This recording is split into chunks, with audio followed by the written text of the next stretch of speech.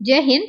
इस वीडियो में हम इम्तिहान बीपीएससी 70वीं प्रीलिम्स के लिए जो आपके टोटल 11 मॉडल पेपर दिए गए हैं वॉल्यूम 2 है ना, जिसको हम कर रहे हैं। तो ध्यान रखिएगा, इसके पहले हमने 1 से लेके 4th तक जो है आपका सेट करवा दिया है, यानी कि 1 2 3 4 सेट जो है कंप्लीट हो चुके हैं। तो अगर आपने नहीं देखा है तो डिस्क्रिप्शन में आपको जो है लिंक मिल जाएगा, या चैनल पे भी विजिट करके आप वीडियो जो है देख सकते हैं। इसके साथ साथ आप घटना चक्र की देखेंगे 10 प्रैक्टिस सेट जो है उपलब्ध कराई गई हैं, जिसमें से हमने 1 और 2 प्रैक्टिस सेट जो है अपलोड कर दिया है, और 2 और 3 आपका जो है बहुत जल्द ही अपलोड होगा। ये हो सकता है साइमल्टेनियसली ये इसके साथ ही आपको वीडियो मिल जाए कि चैनल पर डल गई हो, ठीक है। तो हम इसमें किससे स्टार्ट करेंगे, यानी 1 से 4 तक तो कर चुके हैं, तो अब 5 से स्टार्ट करेंगे, ठीक है। आप लोग जरूर देखिए, जो क्वेश्चंस के कलेक्शन है अच्छे हैं, है ना। चलिए हम स्टार्ट करते हैं। पहला प्रश्न है आपके सामने, निम्नलिखित चट्टानों के रूपांतरण के सही क्रम पर विचार करें। जैसे कि रूपांतरित होता है ना, तो वो साइकिल क्या है ये बताना है। जैसे कि देखेंगे सेल और सादी चट्टान, जैसे कि सेल है ये किस में रूपांतरित होता है, स्लेट में, और स्लेट किस में रूपांतरित होता है, फाइलाइट में, और फाइलाइट किस में रूपांतरित होता है आपका सिस्ट में। तो ये क्या हो जाएगा, 3 1 2 4 हो जाएगा आपका आंसर। यही आपका क्रम होता है। ओके, कुछ और भी देखते चले गया। जैसे कि आप बेसाल्ट है वो किस में, तो सिस्ट में ही चेंज होता है, ध्यान रखिएगा, बेसाल्ट हो जाएगा सिस्ट में। ओके, चलिए अगला प्रश्न है, ज्वालामुखी के वे टुकड़े जो मटर के दाने या अखरोट के बराबर होते हैं उन्हें क्या कहा जाता है, तो उन्हें हम लैपिली कहते हैं, है ना।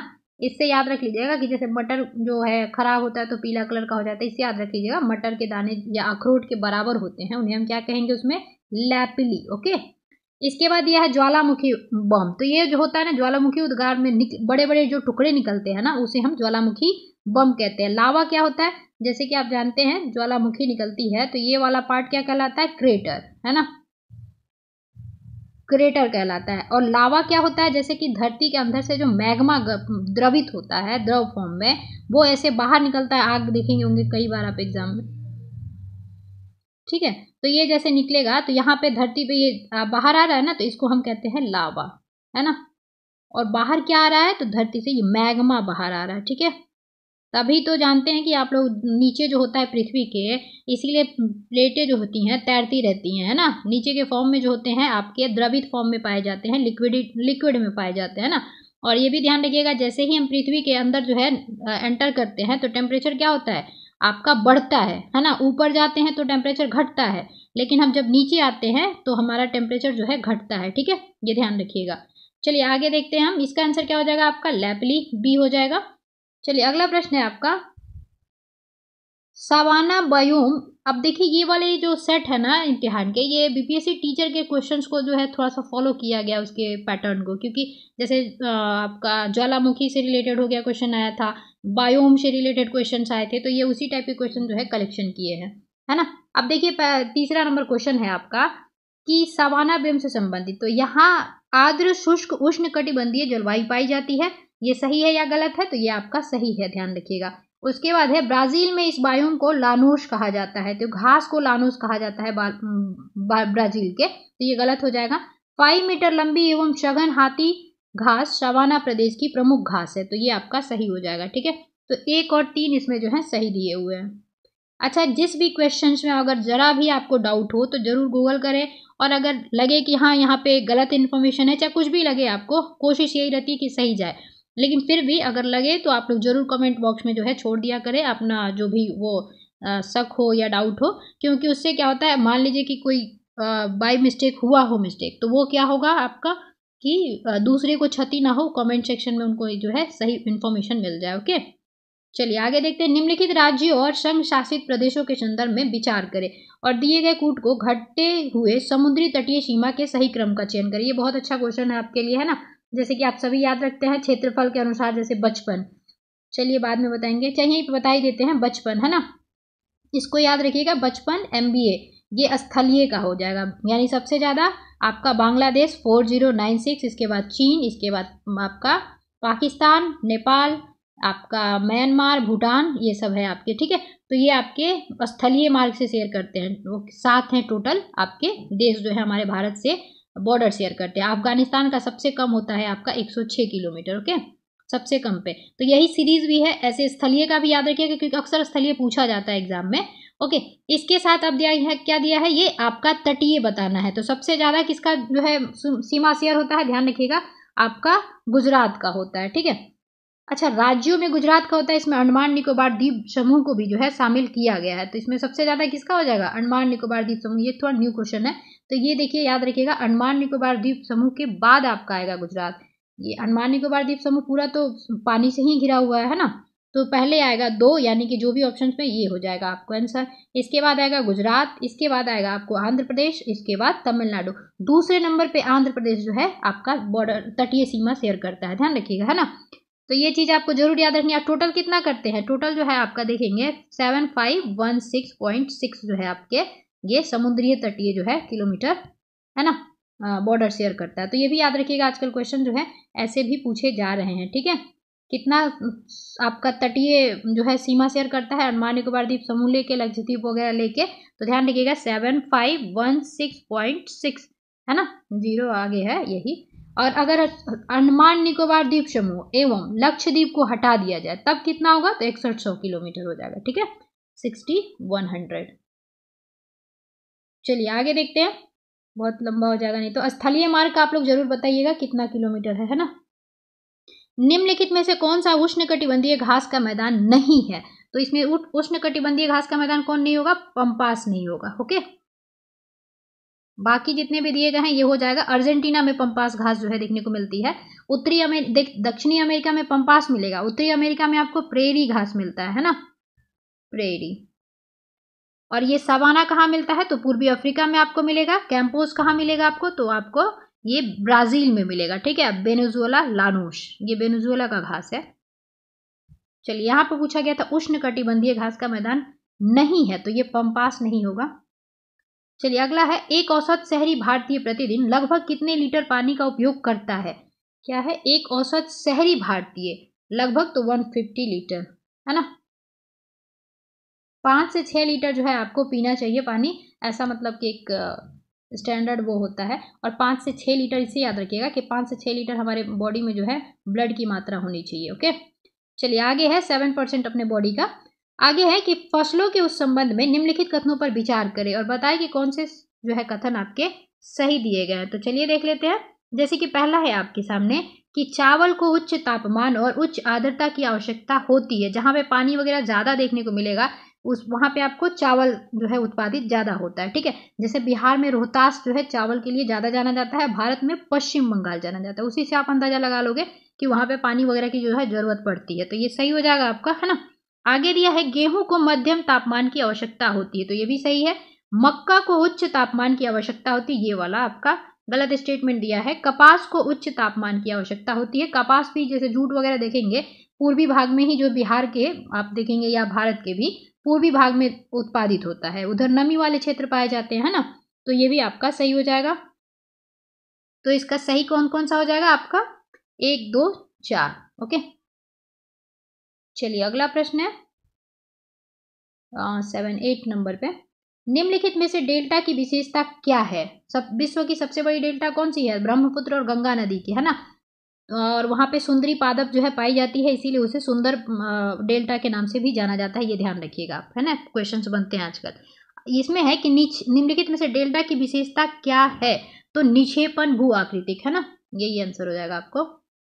अगला है, अक्षांश के संबंध में निम्नलिखित कथनों पर विचार करें। अक्षांश किसे कहते हैं, ध्यान रखिएगा, ये ग्लोब है आपका, तो जो लेटीट्यूड होता है लेटे हुए उसी को हम अक्षांश कहते हैं। ठीक है, चलिए अब यहाँ पे देखते हैं। भूमध्य रेखा से ध्रुवों तक 1 डिग्री अक्षांश की लंबाई में थोड़ा परिवर्तन होता है, तो परिवर्तन होता है थोड़ा सा। भूमध्य रेखा पर 110.6 किलोमीटर, ध्रुवों पर 111.7 किलोमीटर है ना। भूमध्य रेखा से ध्रुवों तक 1 डिग्री अक्षांश की लंबाई में थोड़ा परिवर्तन होता है। जैसे ऐसे करेंगे आप, ये आपका हो गया भूमध्य रेखा। इसके बाद यहाँ पे करेंगे तो ये क्या हो रहा है आपका, डिस्टेंस कम होता जा रहा है ना। ये वाली जो लाइन है ये कम होती दिख रही है, सबसे बड़ी यहाँ पे दिख रही है ना। धीरे धीरे जाते जाते ये एक पॉइंट मात्र बच जाता है। ठीक है, 90 डिग्री पे। ओके, यही चीज कही जा रही है। और आपका लगभग देखेंगे आपका जो है इनके बीच की जो आपकी डिस्टेंस होती है वो 111 किलोमीटर होती है ना। ये मीटर या किलोमीटर देख लीजिएगा थोड़ा सा, 111 होता है ना। चलिए इसका आंसर है आपका, दोनों सही दिया हुआ है। भूमध्य रेखा पर यह 110 किलोमीटर और ध्रुवों पर यह 111.7 किलोमीटर होती है। अक्षांश रेखा के बारे में बात की जा रही है ना। चलिए इसका आंसर दिया हुआ है, दोनों सही है, इसको जरूर आप लोग थोड़ा सा देखिएगा। चलिए आगे देखते हैं अंश और गोरे, इसका भी मान आप लोग जरूर देखिएगा कि गोरे किसे कहते हैं और अंश में क्या है, क्या मापते हैं। ठीक है, निम्नलिखित में से कौन सा कारक रेगिस्तान के निर्माण के लिए सबसे अधिक जिम्मेदार है? तो सबसे अधिक जिम्मेदार जो होता है वृष्टि छाया क्षेत्र होता है। ठीक है, जितने भी आपके रेगिस्तान देखने को मिलेंगे ना, तो भारत हो या कोई भी महाद्वीप हो, उसके पश्चिमी भाग में ही देखने को मिलता है, क्योंकि वहाँ पे जो है आते आते जो है अपनी नमी जो है पौने खो देती हैं। ठीक है, तो सूखा हो जाता है, प्लस वृष्टि छाया में पड़ता है तो वहाँ बारिश वारिश नहीं हो पाता है, तो इसीलिए रेगिस्तान जो है निर्माण हो जाता है। ठीक है, तो ये वृष्टि छाया क्षेत्र में। और ये भी पूछा जाता है किस भाग में ज़्यादा देखने को आपको रेगिस्तान मिलते हैं, तो किसी भी द्वीप के पश्चिमी भाग में देखने को मिलते हैं। अगला है निम्नलिखित में से कौन सी उष्णकटिबंधीय वर्षा वनों की विशेषता है ना, है बतानी है। तो देख लेते हैं, पहला स्टेटमेंट जैसा कि दिया है आपके सामने, वनस्पतियों और जीवों की असंख्य प्रजातियों के साथ उच्च जैव विविधता, तो ये तो सही है आपका। उसके बाद है पूरे वर्ष औसतन 25 डिग्री सेल्सियस से 30 डिग्री सेल्सियस के बीच जो है आपका तक रहता है, तो ये भी सही है। पूरे वर्ष समान रूप से वितरित वर्षा के साथ अलग अलग शुष्क और आर्द्र मौसम रहता है, तो ये क्षेत्र देखिए गर्म तो होता है, साल भर वर्षा भी यहाँ पे होता है, क्योंकि विशेष शुष्क मौसम नहीं होता है, इसलिए ये आंसर क्या हो जाएगा, गलत हो जाएगा। ठीक है, तो इसका सिर्फ आंसर है आपका 1 और 2 सही है। चलिए अगला प्रश्न है, निम्नलिखित में से कौन जल विज्ञान चक्र का हिस्सा नहीं है? जल विज्ञान के चक्र का हिस्सा कौन नहीं होगा? प्रकाश संश्लेषण, संघनन तो होता ही है, तभी तो बारिश होता है, वर्षा होगी तभी बारिश होगी, है ना। चलिए अगला है, पश्चिमी घाट के बारे में निम्नलिखित कथनों पर विचार करें। पश्चिमी घाट जो है जैव विविधता के लिए सबसे आपका समृद्ध माना जाता है भारत में। ठीक है, पश्चिमी घाट हिमालय से भी पुराने हैं, पश्चिमी घाट हिमालय से भी पुराने हैं, तो जाहिर सी बात है जो हमारा प्रायद्वीपीय भारत है वो पुराना है ना। उसके बाद देखेंगे अगला है कि यह क्षेत्र अपनी उच्च जैव विविधता के लिए जाना जाता है और यह यूनेस्को विश्व धरोहर में भी शामिल है। बिल्कुल याद रखिएगा, हमारे यहाँ जो 4 जैव विविधता क्षेत्र है उसमें से एक पश्चिमी घाट है, जैसे पूर्वी हिमालय भी है, तो पश्चिमी घाट जो है ना सबसे समृद्ध माना जाता है। पश्चिमी घाट 5 भारतीय राज्यों में फैला है, ये आपका गलत दिया हुआ है। ठीक है, क्योंकि ये आपका 5 नहीं 6 राज्यों में फैला हुआ है। ठीक है, कौन कौन सा, जैसे कि देखेंगे गुजरात, महाराष्ट्र, गोवा, कर्नाटक, केरल और तमिलनाडु में। ठीक है, तो इसका आंसर हो जाएगा 1 और 2 बस आपके सही दिए गए हैं। अगला है, पृथ्वी की पपड़ी मुख्य रूप से किन 2 तत्वों से बनी होती है? जो पृथ्वी के ऊपर की पपड़ी होती है वो किन 2 मुख्य से बनी होती है? तो ऑक्सीजन एवं सिलिकॉन, है ना। सबसे ज्यादा पूछा जाए कि कौन सा तत्व पाया जाता है पृथ्वी पे, तो ऑक्सीजन ही पाया जाता है, 46% लगभग, है ना।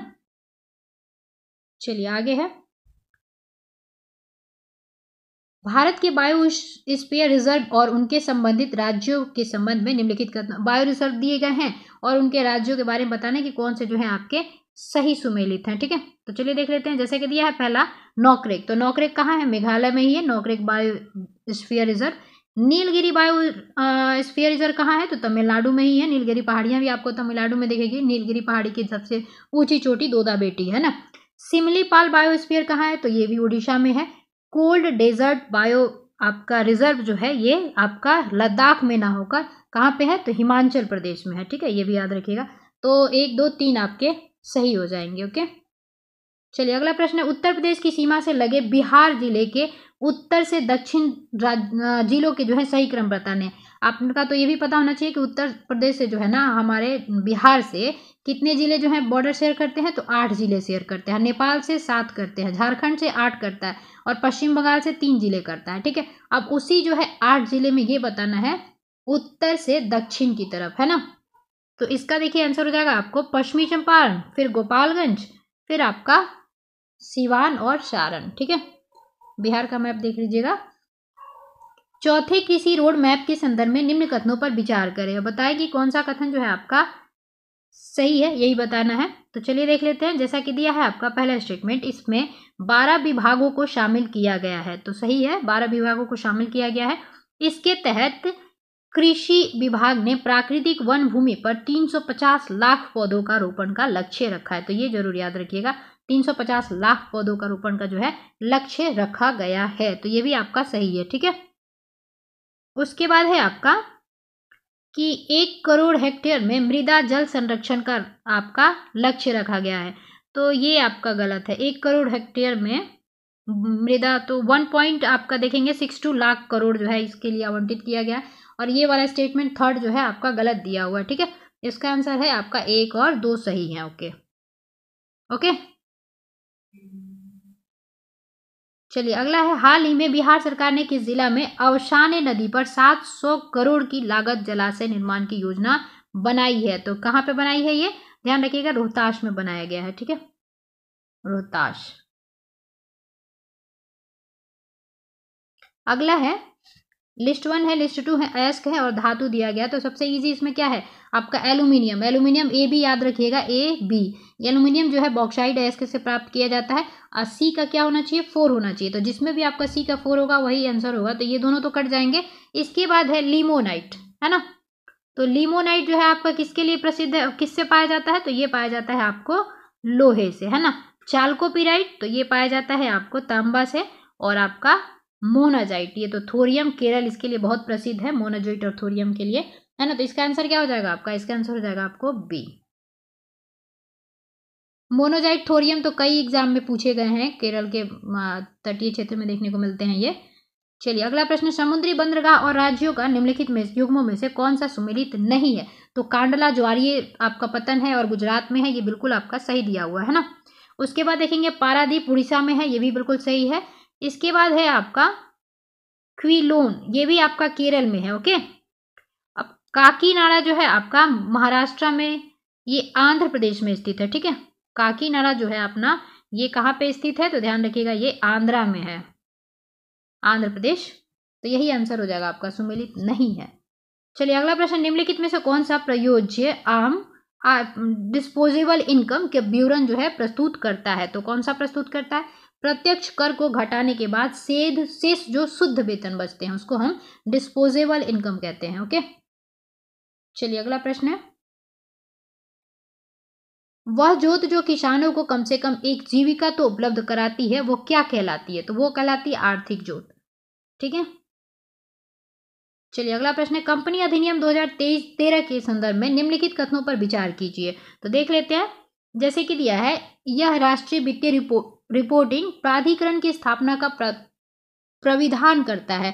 तो ये सही है, प्रावधान करता होगा। इसने स्वतंत्र निदेशक की अवधारणा का प्रचलन किया है, तो ये भी सही है। इसने एक व्यक्ति की कंपनी की अवधारणा को प्रचलित किया है, तो ये भी आपका सही है। ओके, इसका जो है आपका 1 2 3 तीनों सही है। चलिए अगला प्रश्न देखते हैं, दिया है, जब पूंजीगत परिसंपत्ति के सृजन में प्रयुक्त होने वाला राजस्व व्यय राजस्व घाटे से बाहर रखा जाता है ना, तो निम्नलिखित में से क्या प्राप्त होता है? जब पूंजीगत परिसंपत्ति के सृजन में, है ना, प्रयुक्त होने वाले राजस्व व्यय को राजस्व घाटे से बाहर रखा जाता है, तो निम्नलिखित में से क्या प्राप्त होगा आपको? तो ये होगा प्रभावी राजस्व घाटा। चलिए अगला प्रश्न है, निम्नलिखित में से किस पंचवर्षीय योजना के दौरान भारत में विकास नीति के पर्यावरण संपोषण को सुनिश्चित करने की आवश्यकता वाला उद्देश्य निर्धारित किया गया था? तो ये हो जाएगा आपको 9वीं पंचवर्षीय योजना। ओके, चलिए अगला प्रश्न है, निम्नलिखित में से किस कर का उद्देश्य मुद्रा बाजार में सट्टेबाजी कम करना है? तो किस कर का उद्देश्य है ये आपका? टोबिन टैक्स का, है ना। किस कर का उद्देश्य मुद्रा बाजार में सट्टेबाजी कम करना है ना। तो देखिए ये आपका सही है, टोबिन टैक्स जो है आपका सट्टेबाजी को कम करने के लिए मतलब कि लगाया जाता है। ठीक है, चलिए अगला है, निम्नलिखित में से सरकार की कौन सी नीतियां मुद्रास्फीति बढ़ा सकती है, ये बताना है। तो चलिए देख लेते हैं, जैसे कि दिया है, सरकार द्वारा सामाजिक क्षेत्र की योजनाओं की अधिकता कर दे, तो ये होगा। न्यूनतम समर्थन मूल्यों में क्या करे, वो वृद्धि कर दे, तो ये भी आपका होगा, है ना। उसके बाद दिया है, सस्ती कीमत पर वालों को आय दे। सस्ती कीमत पर मतलब सस्ती कीमत पे क्या आपका जो है कीमत पर वालों का आयात, तो सस्ती कीमत पे अगर करेगा तो सबके पास अवेलेबल हो जाएगा, तो ये मुद्रास्फीति को जो है बढ़ाएगा, तो ये आपका क्या होगा, मुद्रास्फीति को बढ़ा सकती है सस्ती कीमत पर वालों का आयात। ये गलत है आपका, है ना। अगला है, 7वें वेतन आयोग की अनुशंसाओं को स्वीकार करना, तो ये आपका सही है। जब जिसके पास जितना पैसा होगा अगर जो आम जनता है उसके पास ज़्यादा पैसा जाएगी या बैंकों के पास भी, तो क्या होगा, मुद्रास्फीति बढ़ती है ना, घटती नहीं है। तो ये आपका हो जाएगा, यहाँ बढ़ाने की बात की गई है, तो इसका आंसर हो जाएगा आपको केवल 1, 2, 4। ठीक है। अगला है विशिष्ट सुरक्षा प्रणाली, स्पेशल सेफ गार्ड मैकेनिज्म में से एक विकासशील अर्थव्यवस्था को किस प्रकार सहायता मिलती है ना। तो इसका आंसर है आपका, इससे किसी देश को आयात में होने वाली वृद्धि से निपटने के लिए प्रशुल्क में अस्थायी वृद्धि करने में सहायता मिलती है। ओके, इसका आंसर है आपका बी। चलिए अगला प्रश्न देखते हैं। निम्नलिखित में से कौन भुगतान संतुलन, बैलेंस ऑफ पेमेंट के घाटे में कमी कर सकता है। तो कौन सा कमी कर सकता है, देखेंगे आप, प्रतिस्पर्धात्मक मौद्रिक नीति, यही कर सकता है। ठीक है, तो इसका आंसर सिर्फ सी हो जाएगा आपका, केवल 2। ओके, चलिए आगे है, IMF की स्पेशल ड्रॉइंग राइट यानी कि SDR बास्केट में सम्मिलित है। तो कौन कौन से सम्मिलित हैं इसमें, देखेंगे आप, IMF जो है 1945 में एक्टिव हुआ था, 1944 ब्रेटन वुड्स आपकी जो समझौता हुई थी उसके तहत इसको जो है स्टैब्लिश किया गया था, 1944 वाला। ठीक है, उसके बाद ये भी याद रखिएगा कि IMF जो है अपने सदस्यों को ही सिर्फ जो है लोन मतलब कि देता है। ओके, अब देखिए इसका है कि SDR इसकी एक स्पेशल ड्रॉइंग राइट होती है, तो उसमें कौन कौन से सम्मिलित है, तो ध्यान रखिएगा, आपका अमेरिकी डॉलर सम्मिलित है, आपका भारतीय रुपये तो बिल्कुल नहीं है, चीनी रेनम्बी जो है ये भी आपका सम्मिलित है, जापानी येन और ब्रिटिश पाउंड, ये स्टर्लिंग, ये सभी जो है आपके सम्मिलित हैं भारत रुपया को छोड़ के। ओके, चलिए आगे देखते हैं। अगला प्रश्न है, बिहार बजट 2024-25 के अनुसार वित्त वर्ष 2020-21 में बिहार में कॉर्पोरेट सामाजिक उत्तरदायित्व व्यय का कितना प्रतिशत पर्यावरणीय स्थिरता के लिए समर्पित था, है ना। 24-25 के अनुसार वित्त वर्ष 2020-22 में, है ना, कॉर्पोरेट सामाजिक उत्तरदायित्व के लिए कितना परसेंट था, तो ये 0.3% था। ठीक है, चलिए अगला प्रश्न है, वित्त वर्ष 2023-24 में कुल राज्य बजट का कितना प्रतिशत ग्रीन बजट के लिए आवंटित किया गया है। तो ये क्वेश्चन आपका अच्छा है, 12.55%, है ना, ये हो जाएगा आंसर, 12.55%। अब ये है आपका, तो ये तो क्वेश्चन कई बार मिल चुका आपको। ऋग्वेद क्या हो जाएगा, ऐत्रेय ब्राह्मण, यजुर्वेद क्या हो जाएगा, शतपथ ब्राह्मण, सामवेद क्या होगा, पंचविश, अथर्ववेद आपका गोपथ ब्राह्मण, है ना, ये सही सुमेलित ही दिए गए हैं, तो 1, 2, 3, 4 आपका आंसर हो जाएगा। चलिए अगला है, निम्नलिखित में से किसकी हत्या का समर्थन करने के कारण बाल गंगाधर तिलक को 18 माह की जेल हुई थी। तो किसकी, ये तो आपको है जाएंगे रैंड एम हर्स्ट। ओके, चलिए अगला प्रश्न, अलेक्जेंडर कनिंघम के संदर्भ में निम्नलिखित कथन पर विचार कीजिए और बताइए कौन से कथन जो है आपके सत्य दिए गए। तो चलिए देख लेते हैं। 1870 में कनिंघम को पुरातत्व विभाग का निदेशक नियुक्त किया गया था, तो ये भी सही है। इसने सारनाथ, सांची और तक्षशिला में उत्खनन कार्य किया था, और आपका बोध गया को भी इन्होंने ही खोजा था, तो ये भी आपका सही हो जाएगा। उसके बाद इन्हें भारतीय पुरातत्व संरक्षण का जनक कहा जाता है, बिल्कुल ये भी सही है आपका। स्तूप ऑफ भरूच इनकी प्रमुख पुस्तकों में से एक है, स्तूप ऑफ भरूच जो है इनकी पुस्तकों में से एक है, तो ये भी आपका सही हो जाएगा। ठीक है, इसके चारों सही दिए गए हैं। चलिए अगला प्रश्न देखते हैं। अगला प्रश्न, सिंधु सभ्यता के नगर योजना के संदर्भ में निम्नलिखित कथन पर विचार कीजिए। तो ये वाला क्वेश्चन तो प्रीवियस मतलब कि घटना चक्र आपने लगाया होगा, तो उसी में मिल जाएगा आपको, है ना। चलिए देखते हैं। पहला है आपका, हड़प्पा, मोहनजोदड़ो तथा कालीबंगा की नगर योजना लगभग एक समान थी। कालीबंगा व रंगपुर को छोड़कर सभी में पक्की हुई ईंटों का प्रयोग किया गया है, ये सही है आपका। ठीक है, उसके बाद हड़प्पा सभ्यता के निवासी केवल पकी हुई ईंटों का इस्तेमाल करते थे, ऐसा नहीं है, है ना, केवल नहीं ऐसा। कालीबंगा में अलंकृत ईंटों का प्रयोग किया गया है, ये आपका सही है। ओके, खुद आपके जूते हुए खेत भी कालीबंगा राजस्थान से ही मिले हैं। ओके, तो इसका आंसर क्या हो जाएगा, 1 और 3 आपके बस सही दिए गए थे। ओके, चलिए आगे है, विजयनगर राज्य में भूमि कर को क्या कहा जाता था। तो विजयनगर राज्य में जो है आपको भूमि कर को जो है शिष्ट कहा जाता था। बंगाल में किस स्थान पर प्रथम अंग्रेज कारखाने की स्थापना की गई थी। तो याद रखिएगा हुगली में की गई थी। ओके, अगला है, प्लासी के युद्ध के समय भारत का मुगल बादशाह कौन था। तो कौन सा हो जाएगा आपका, ये हो जाएगा आलमगीर द्वितीय। अगला प्रश्न है, महालवाड़ी बंदोबस्त के संदर्भ में निम्नलिखित कथन पर विचार कीजिए। जैसे कि दिया 1819 में हॉल्ट मैकेंजी ने सर्वप्रथम महालवाड़ी व्यवस्था का प्रस्ताव किया था, है ना। उसके बाद है अगला स्टेटमेंट, अस्थायी एवं रैयतवाड़ी व्यवस्था की सफलता के बाद महालवाड़ी व्यवस्था जो है आपकी लागू की गई थी। तो ये आपका सही है, महालवाड़ी, और ये 1819 में हॉल्ट मैकेंजी के द्वारा किया गया था, ये भी सही है आपका। तो ये क्या हो जाएगा, 1 और 2 दोनों सही है, ठीक है। 30% जो है पूरे ब्रिटिश के जो क्षेत्र थे ना, उसके 30% भाग पे जो है महालवाड़ी लागू की गई थी, ओके। और 19% पे आपका स्थायी बंदोबस्त, और आपका 51% पे जो है आपका रैयतवाड़ी, रीड और आपके एक और थे उनके द्वारा। तारीखे शेरशाही के लेखक कौन है? तो तारीखे शेरशाही के लेखक कौन है आपके? तो ये तो अब्बास खां शेरवानी हो जाएंगे, ठीक है। हरियर प्रथम विजयनगर साम्राज्य का संस्थापक था, उसने अपनी पहली राजधानी कहाँ बनाई थी? तो ये बनाया था अपने अनेगोंडी। अगला प्रश्न, ऋग्वैदिक काल में सामाजिक स्थिति के संदर्भ में निम्नलिखित कथन पर विचार करें और बताएं कौन से कथन जो है आपके असत्य दिए गए हैं, ये बताना है, ठीक है। जैसे कि देखेंगे आप, ऋग्वैदिक समाज पितृसत्तात्मक था, ये आपका गलत है। वहां पे कई जो है महिलाएं जैसे लोपा मुद्रा वगैरह सब मिली हैं, तो ये गलत दिया हुआ है। ऋग्वैदिक काल में संयुक्त परिवार की प्रथा थी, ये भी गलत है ना। अगला है, बाल विवाह सती प्रथा एवं पर्दा प्रथा का प्रचलन नहीं था। बाल विवाह सती प्रथा और पर्दा प्रथा का सबसे ज्यादा अगर देखेंगे बाल विवाह का, तो ऋग्वैदिक काल में ही देखने को मिलता है, यहाँ नहीं दिया है, तो ये भी गलत हो जाएगा। तो 1 2 3 तीनों असत्य हैं। चलिए अगला है, प्रसिद्ध आयुर्वेद जीवक ने अपनी आयुर्वेद की शिक्षा किस विश्वविद्यालय से ग्रहण किया था? तो इसने देखेंगे आप तक्षशिला विश्वविद्यालय से इसने ग्रहण किया था, ओके। चलिए अगला प्रश्न है, सत्य अहिंसा अपरिग्रह और अस्तेय महाधन जमा नहीं करना वगैरह किस जैन तीर्थकर ने प्रतिपादित किया था? तो ये हो जाएंगे आपके महावीर, आपके 24वें थे, ये ब्रह्म वो के लिए जाने जाते हैं, तो ये पार्श्वनाथ हो जाएंगे, ठीक है। इनका जो है आपका प्रतीक क्या है? तो सर्प है, और ये कौन से नंबर के थे? तो 23वें नंबर के होते ये, ठीक है। ब्रह्मचर्य लाएंगे महावीर जी, 24वें तीर्थकर। अगला है, किस सुल्तान ने जिले इलाही ईश्वर की छाया की उपाधि धारण की थी? तो ये हो जाएगा बलबन।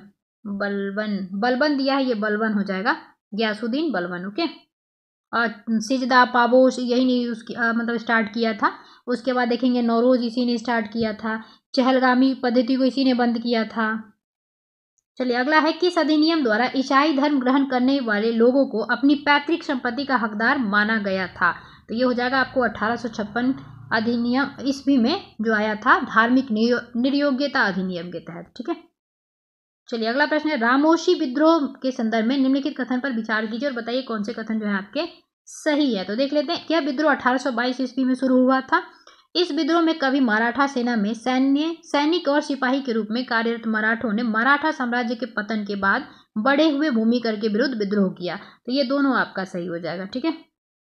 अगला प्रश्न है आपका 49 नंबर, कृष्णोपाल दास को पत्रकारिता का राजकुमार कहा जाता है। तो ये आपका सही है, हिंदू पैट्रियार्ट के संपादक पत्रकारिता के राजकुमार कृष्णोपाल दास थे। तो ये भी आपका सही है ना।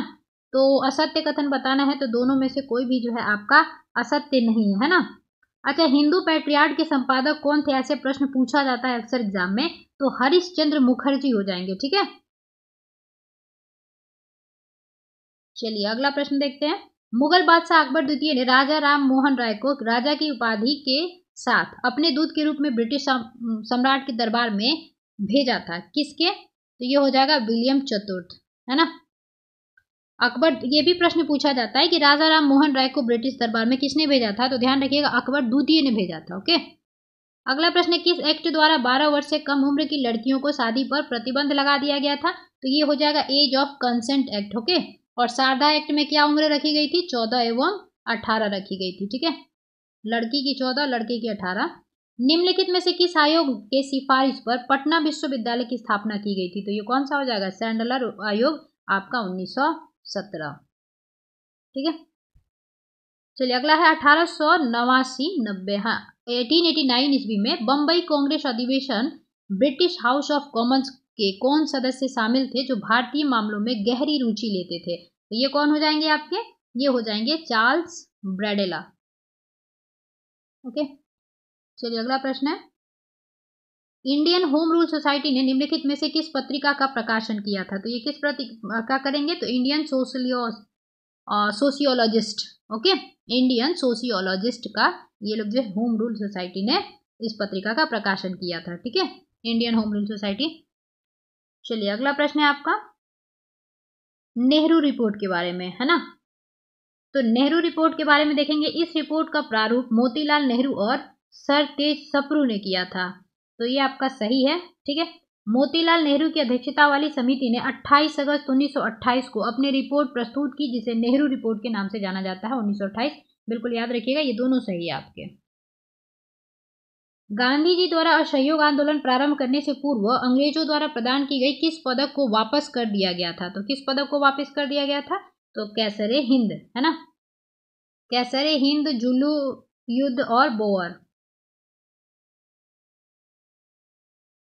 चलिए आगे है, झंडा सत्याग्रह कब हुआ था? तो झंडा सत्याग्रह आपका 1923 में हुआ था। बिहार के संदर्भ में प्रथम जानकारी किस ग्रंथ में मिलती है? तो प्रथम जानकारी अगर बिहार के बारे में ढूंढेंगे तो आपको शतपथ ब्राह्मण में देखने को मिलेगी। ओके। कौटिल्य ने अपने सप्तांग सिद्धांत में सेना की तुलना किससे की थी? तो ये किए थे आपके मस्तिष्क से। और ये भी पूछा जाता है कि सप्तांग सिद्धांत किसने दिया था? तो कौटिल्य ने दिया था। ओके। अगला है, अशोक के किस शिलालेख में कलिंग युद्ध का वर्णन मिलता है? तो ये तो प्रश्न जो है अक्सर पूछा जाता है, 13वां, है ना। निम्नलिखित में से यह किसका कथन है कि मैं मुट्ठी भर, अब देखिए ये वाला जो है ना, शेरशाह सूरी जो है कहता है कि मैं मुट्ठी भर बाजरे के लिए लगभग हिंदुस्तान का साम्राज्य जो है खो चुका था। मतलब कि डर गया था, मुट्ठी भर बाजरे के लिए मैं अपना पूरा साम्राज्य खो देता। तो ये किसने कहा था? शेरशाह सूरी ने कहा था, है ना। ये किसके लिए कहा था? जयंता एवं कुंपा, सुना होगा आपने, है ना, जयंता एवं कुंपा, है ना। इससे ये बहुत प्रभावित भी हुआ था। और आप देखेंगे शेरशाह सूरी जो है जयंता और मारवाड़ के समय जो है ये गया था, मारवाड़ के ये थे दोनों, है ना, मारवाड़। तो राजपूतों की जो मतलब शक्ति थी ना, उसको देख के ये बोला था मैं मुट्ठी भर बाजरे के लिए लगभग हिंदुस्तान का साम्राज्य खो चुका था, है ना।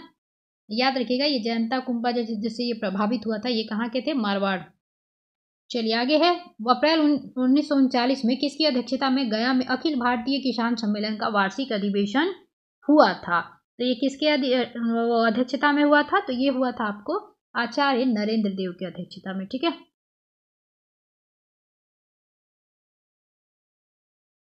चलिए अगला प्रश्न है, नील दर्पण को अंग्रेजी में अनुवाद करने का किसने किया है? तो ये हो जाएंगी आपकी मधुसूदन दत्त, है ना। ध्यान रखिएगा, मधुसूदन दत्त ने नील दर्पण को अंग्रेजी में अनुवाद किया है। और रियल जो नील दर्पण है उसको किसने लिखा है? तो दीनबंधु ने लिखा है, ठीक है। दीनबंधु, ये क्या है? तो नील जो आपके नील विद्रोह हुआ था ना, तो नील पे खेती करने वाले पे क्या क्या दशा की जाती थी, वो एक नाटक प्रस्तुत किया गया है। ओके। चलिए अगला प्रश्न है, बिहार में किस स्थान पर 1901 में सरस्वती अकादमी की स्थापना की गई थी? तो कहाँ पे की गई थी? दरभंगा में सरस्वती अकादमी की स्थापना। अगला प्रश्न है, बिहार में होम रूल आंदोलन के अध्यक्ष कौन थे? तो होम रूल आंदोलन के जो अध्यक्ष थे आपके मजहरुल हक थे, है ना।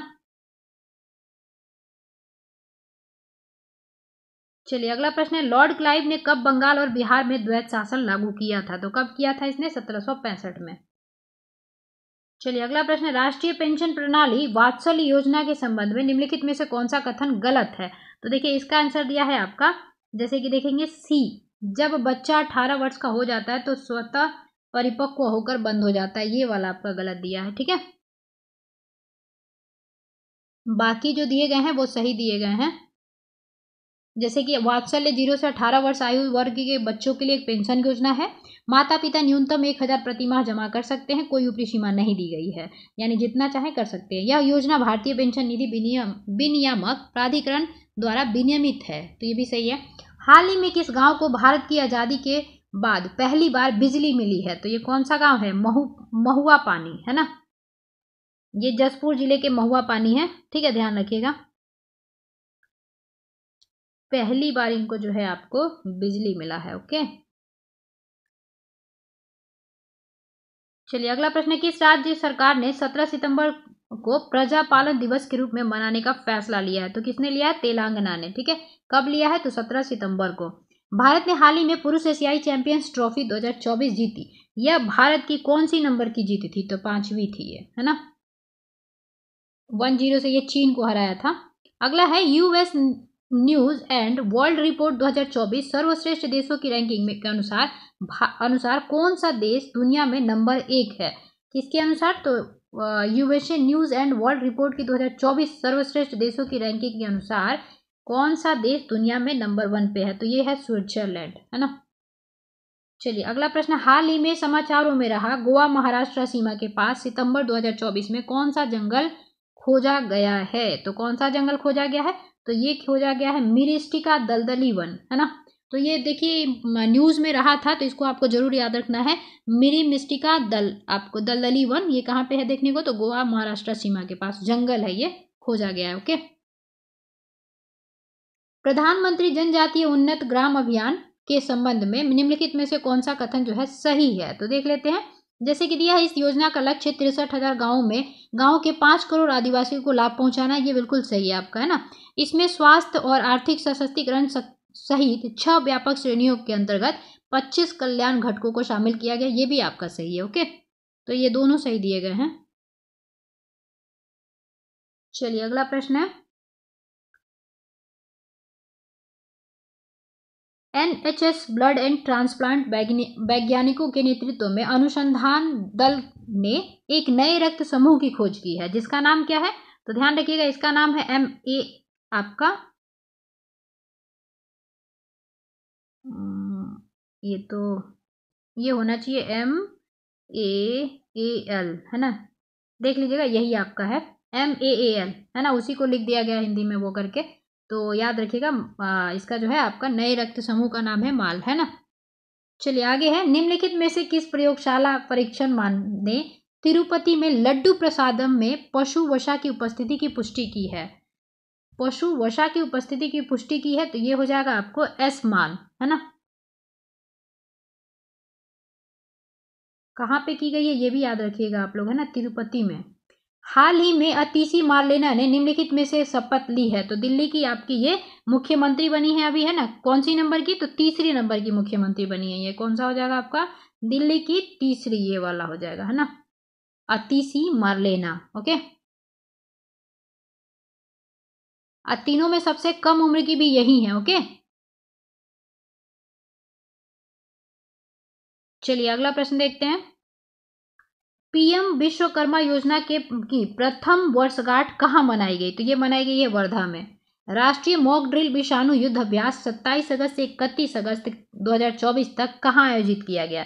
तो ये राजस्थान में किया गया। ओके, चलिए अगला है, इंग्लिश चैनल को अकेले तैरकर पार करने वाले सबसे बुजुर्ग भारतीय कौन बने हैं? तो सिद्धार्थ अग्रवाल बने हैं ये, है ना। चलिए केंद्र ने जैव प्रौद्योगिकी की शक्ति का दोहन करने के लिए अपनी बायो E3 नीति का अनावरण किया। E3 का तात्पर्य क्या है? यानी कि EEE जो है उसका फुल फॉर्म क्या है, ये पूछा जा रहा है ना। तो देखेंगे, इसका हो जाएगा आपको जैसे कि आपका एम्प्लॉयमेंट हो जाएगा, ठीक है। उसके बाद आप देखेंगे एनवायरमेंट हो जाएगा, फिर इकोनॉमी हो जाएगा। EEE का मतलब, ठीक है, तीनों ई का फुल फॉर्म हो जाएगा ये। इसका आंसर है आपका B, यानी कि एम्प्लॉयमेंट, एनवायरमेंट, इकोनॉमी। चलिए अगला प्रश्न, कौन सा राज्य अपने कर्मचारियों के लिए मार्च 2025 से प्रभावी एकीकृत पेंशन योजना अपनाने वाला पहला राज्य बन गया? तो ये इंपॉर्टेंट हो जाता है आपका, ठीक है, महाराष्ट्र हो जाएगा। DRDO द्वारा भारत वायुसेना के SU-30, है ना, MK1 प्लेटफॉर्म, MKI है ये, MK1 है, प्लेटफॉर्म से सफलतापूर्वक परीक्षण किए गए लॉन्ग रेंज ग्लाइड बॉम्ब, है ना, LRGB का नाम क्या है? तो ये इसका नाम क्या है? गौरव, ठीक है। तो इस क्वेश्चन को देख लीजिएगा, इसका नाम है गौरव। अगला है, भारत ने हाल ही में मानवीय सहायता के तहत किस देश को कैंसर रोधी दवाइयां भेजी है? तो किस देश को भेजी है इसने? सीरिया को भेजा है ना। चलिए अगला प्रश्न है, निम्नलिखित कथनों पर विचार करें। कनाडा के मारिया डेस्ला ऑरियर्स 59 वर्ष की उम्र में प्रतिस्पर्धा करने वाले सबसे बुजुर्ग एथलीट थे, है ना। तो ये तो आपका सही है। वह 1984 से लगातार सभी ओलंपिक में भाग ले रहा है, ये गलत है आपका, है ना। तो केवल एक आपका सही है ना। चलिए अगला प्रश्न है, पेरिस ओलंपिक 2024 में पहलवान विनेश फोगाट, है ना, को कुछ ग्राम अधिक वजन होने के कारण, अच्छा ये बहुत न्यूज में रहा था, तो ये क्वेश्चन जो है पूछने के पूरे चांसेस बनते हैं। पेरिस ओलंपिक 2024 में पहलवान विनेश फोगाट को कुछ ग्राम अधिक वजन होने के कारण फ्री स्टाइल कुश्ती के फाइनल से अयोग्य घोषित कर दिया गया था। वह निम्नलिखित में से किस श्रेणी में फाइनल में पहुंची थी? तो ये ध्यान रखिएगा, ये 50 केजी वाले में पहुंची थी। ठीक है, विनेश फोगाट। पेरिस ओलंपिक 2024 से इनको जो है मतलब कि अयोग्य घोषित कर दिया गया था। ये भी आपको याद रखना है। और किस खेल से रिलेटेड है ये? तो कुश्ती से है, ये भी ध्यान रखिएगा। पेरिस पैरा ओलंपिक 2024 में भारत ने किस खेल से सबसे अधिक पदक जीते हैं? तो सबसे अधिक पदक जो है इसने एथलेटिक्स से जीता है। ठीक है, चलिए अगला प्रश्न। हाल ही में रक्षा अनुसंधान विकास DRDO जो है आपका भारत के स्वदेशी हल्के टैंक जोरावर के प्रोटोटाइप का अनावरण किया है। इस हल्के टैंक का अधिकतम वजन कितना होना चाहिए? तो ये 25 टन। SGD इंडिया इंडेक्स के चौथे संस्करण के अनुसार किस राज्य ने 2018 और 2023-24 के बीच अपने समग्र स्कोर में सबसे तेज सुधार दिखाया है? तो ये कौन हो जाएगा? उत्तर प्रदेश, है ना। चलिए आगे है। S रामचंद्रन की पुस्तक मेरे पापा परमवीर किस परमवीर चक्र पुरस्कार विजेता के बारे में है? तो ये भी क्वेश्चन जरूर पूछा जा सकता है, मतलब इम्पोर्टेंट के व्यू से देखा जाए तो ये इम्पोर्टेंट है। अब्दुल हमीद, है ना, ये अब्दुल हमीद है। S रामचंद्रन की पुस्तक है ये, मेरे पापा परमवीर। ओके, तो अब्दुल हमीद जो है परमवीर चक्र पुरस्कार विजेता भी रहे हैं। चलिए आगे है। मानव विकास रिपोर्ट 2023-24 के संदर्भ में निम्नलिखित कथनों पर विचार करें और बताएं कि कौन से कथन सही हैं। तो भारत 134वें नंबर पे है, तो ये ध्यान रखिएगा 134th नंबर पे है मानव विकास रिपोर्ट में। ओके, तो ये आपका सही है। दूसरा आपका गलत दिया हुआ है ना। तो इसका आंसर क्या हो जाएगा? आपको केवल एक आपका सही है। ओके, हमारा भारत देखिए कितने स्थान पर रहा है? 134वें स्थान पे, ये जरूर याद रखिएगा। ओके, चलिए अगला प्रश्न देखते हैं। अगर शीर्ष 3 में देखा जाए तो स्विट्जरलैंड है, ना कि आपका नॉर्वे है। ठीक है, ध्यान रखिएगा। नॉर्वे दूसरे नंबर पे है, सेकंड है। स्विट्जरलैंड फर्स्ट पे है और नॉर्वे और आइसलैंड है उसके बाद। ठीक है, बिहार क्रय वरीयता, अगला प्रश्न यही है। बिहार क्रय वरीयता नीति 2024 की पात्रता के संदर्भ में निम्न कथनों पर विचार करें और बताएं कि कौन से कथन जो है सही है। तो कम से कम 1 वर्ष के लिए बिहार में पंजीकृत और परिचालन होना चाहिए, सही है। राज्य में कार्यालय होनी चाहिए, ये भी सही है। कम से कम 1 वर्ष के लिए GST रिटर्न दाखिल होना और भुगतान किया गया होना चाहिए, ये भी सही है आपका। 1 2 3 तीनों सही है। ओके, चलिए अगला प्रश्न है। National Center for Missing and Exploited Children, है ना, NCMEC की चिप लाइन रिपोर्ट के अनुसार चाइल्ड पोर्नोग्राफी जैसे गंभीर अपराधों के मामले में बिहार का स्थान देश के राज्यों में कौन सा है? तो दूसरा है। ठीक है, सबसे ज्यादा देखेंगे FIR जो है पटना, बक्सर, गोपालगंज में की गई थी। ओके, और पहले नंबर पे सबसे पढ़े लिखे जो है आपका शिक्षित राज्य केरल है। चलिए अगला है। बिहार पृथ्वी दिवस प्रत्येक वर्ष किस दिन को मनाया जाता है? तो ये आपका हो जाएगा 9 अगस्त, है ना। प्रस्तावित विक्रमशिला कटारिया रेल परियोजना की कुल लंबाई कितनी दी गई है? तो यह आपका 26.23 किलोमीटर। ओके, अगला है। बिहार सरकार द्वारा विकसित पहले सुपर कंप्यूटर के संदर्भ में निम्न कथनों पर विचार कीजिए। तो देख लेते हैं बिहार सरकार द्वारा, है ना, जैसे कि दिया है आपका परम बुद्ध नामक सुपर कंप्यूटर पटना में उन्नत कंप्यूटिंग के विकास के केंद्र सीडेक द्वारा बनाया गया। तो ये सही है आपका। यह उन्नत आर्टिफिशियल इंटेलिजेंस क्षमताओं से लैस है। यह सुपर कंप्यूटर स्वास्थ्य, शिक्षा, कृषि और विज्ञान जैसे प्रमुख क्षेत्रों के अनुसंधान को सरल बनाने का काम करेगा, यानी कि तीनों सही दिए गए हैं। ओके, NIRF रैंकिंग 2024 में बिहार के संस्थानों के संदर्भ में निम्नलिखित कथन पर आप जो है विचार करें और बताएं कौन से कथन जो है आपका सही है। तो देख लेते हैं। जैसे पहला है IIT पटना 34वें स्थान पे है। NIT पटना आपके 55वें स्थान पे है। IIM बोध गया ने प्रबंधन श्रेणी में 33वां स्थान हासिल किया है। ये तीनों सही है आपके, है ना। चलिए आगे है। मिथिला चित्रकला के क्षेत्र में प्रसिद्ध गोदावरी दत्ता का हाल ही में निधन हो गया। उन्हें कौन सा पद्म पुरस्कार से सम्मानित किया गया था? तो पद्मश्री से। ठीक है, तो अब ये क्वेश्चन ये पूछा जा सकता है कि गोदावरी दत्ता जो है किससे रिलेटेड है? तो मिथिला चित्रकला से रिलेटेड है, इनको पद्मश्री मिला हुआ था। ठीक है, इनका निधन हो गया है। चलिए आगे है। भारत सरकार ने बिहार के किन जिलों में बहुक्षेत्रीय विशेष आर्थिक जो है क्षेत्र स्थापित करने के प्रस्ताव को मंजूरी दी है। तो इसमें से आपका हो जाएगा, जैसे कि देखेंगे, बक्सर, पश्चिम चंपारण, यानी कि सिर्फ 2 और 3 आएंगे इसमें, है ना। चलिए अगला है, निम्नलिखित कथन पर विचार करें और बताएं कौन से कथन जो है आपके सत्य हैं। हीमोफीलिया एक अनुवांशिक रोग है, सही है। हीमोफीलिया रोग से पीड़ित व्यक्ति के शरीर के किसी भाग के कट जाने पर जो है खून का बहना जल्दी बंद नहीं होता है ना, ये भी सही है आपका। तो ये महिलाओं में पाया जाता है, ऐसा नहीं है ना। तो इसका आंसर क्या हो जाएगा, 1 और 2।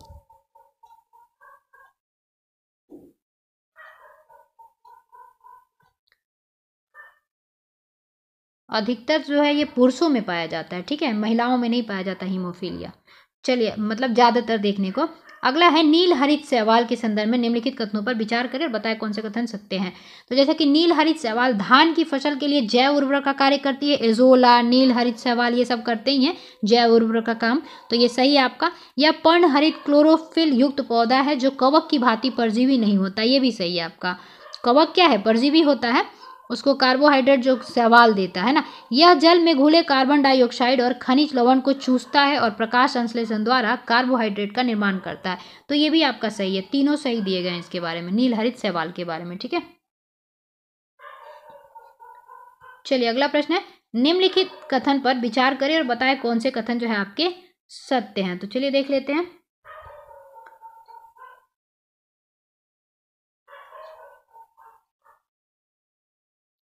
चलिए अगला प्रश्न है, निम्नलिखित कथन पर विचार करना है।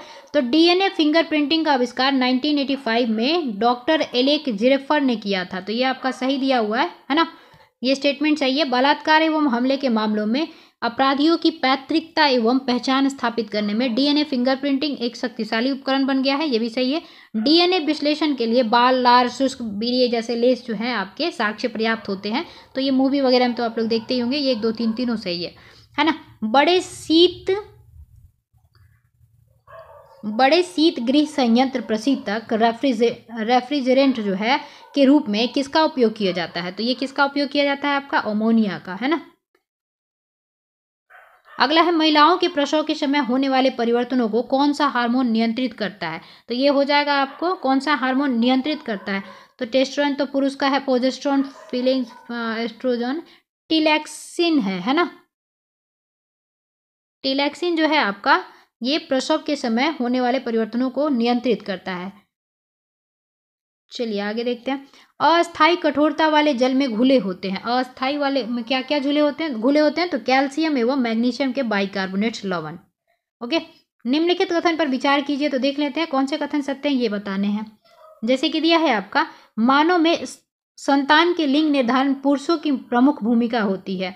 मानव में, हाँ ये बिल्कुल सही है आपका। स्त्रियों में 2 XX गुणसूत्र होते हैं, ये भी सही है, XX होते हैं। और आपका पुत्र जो है क्या होगा, या फीमेल पुत्री होगी, XY निर्धारित करता है जो कि पुरुष होता है ना। तो ये दोनों सही है आपके। चलिए अगला है, निम्नलिखित पर विचार करें और बताएं कौन सा युग्म सही है, ये बताना है, ठीक है। तो जैसे कि पहला आपके सामने दिया है कि जनन ग्रंथि प्रोजेस्टेरोन, ये सही है आपका, मतलब कि ये हार्मोन्स हैं, इनके नाम दिए गए हैं। अग्नाशय जो है इंसुलिन हार्मोन से स्रावित करता है। पीयूष ग्रंथि जो है वृद्धि हार्मोन्स जो है स्रावित करता है। और अधिवृक्क जो है कार्टिसोल आपका जो है हार्मोन जो है स्रावित करता है। तो ध्यान रखिएगा, ये जितने भी आपके हार्मोन्स दिए गए ना, सारे एग्जाम बीपीएससी के प्रीवियस ईयर क्वेश्चन में मिल जाएंगे आपको।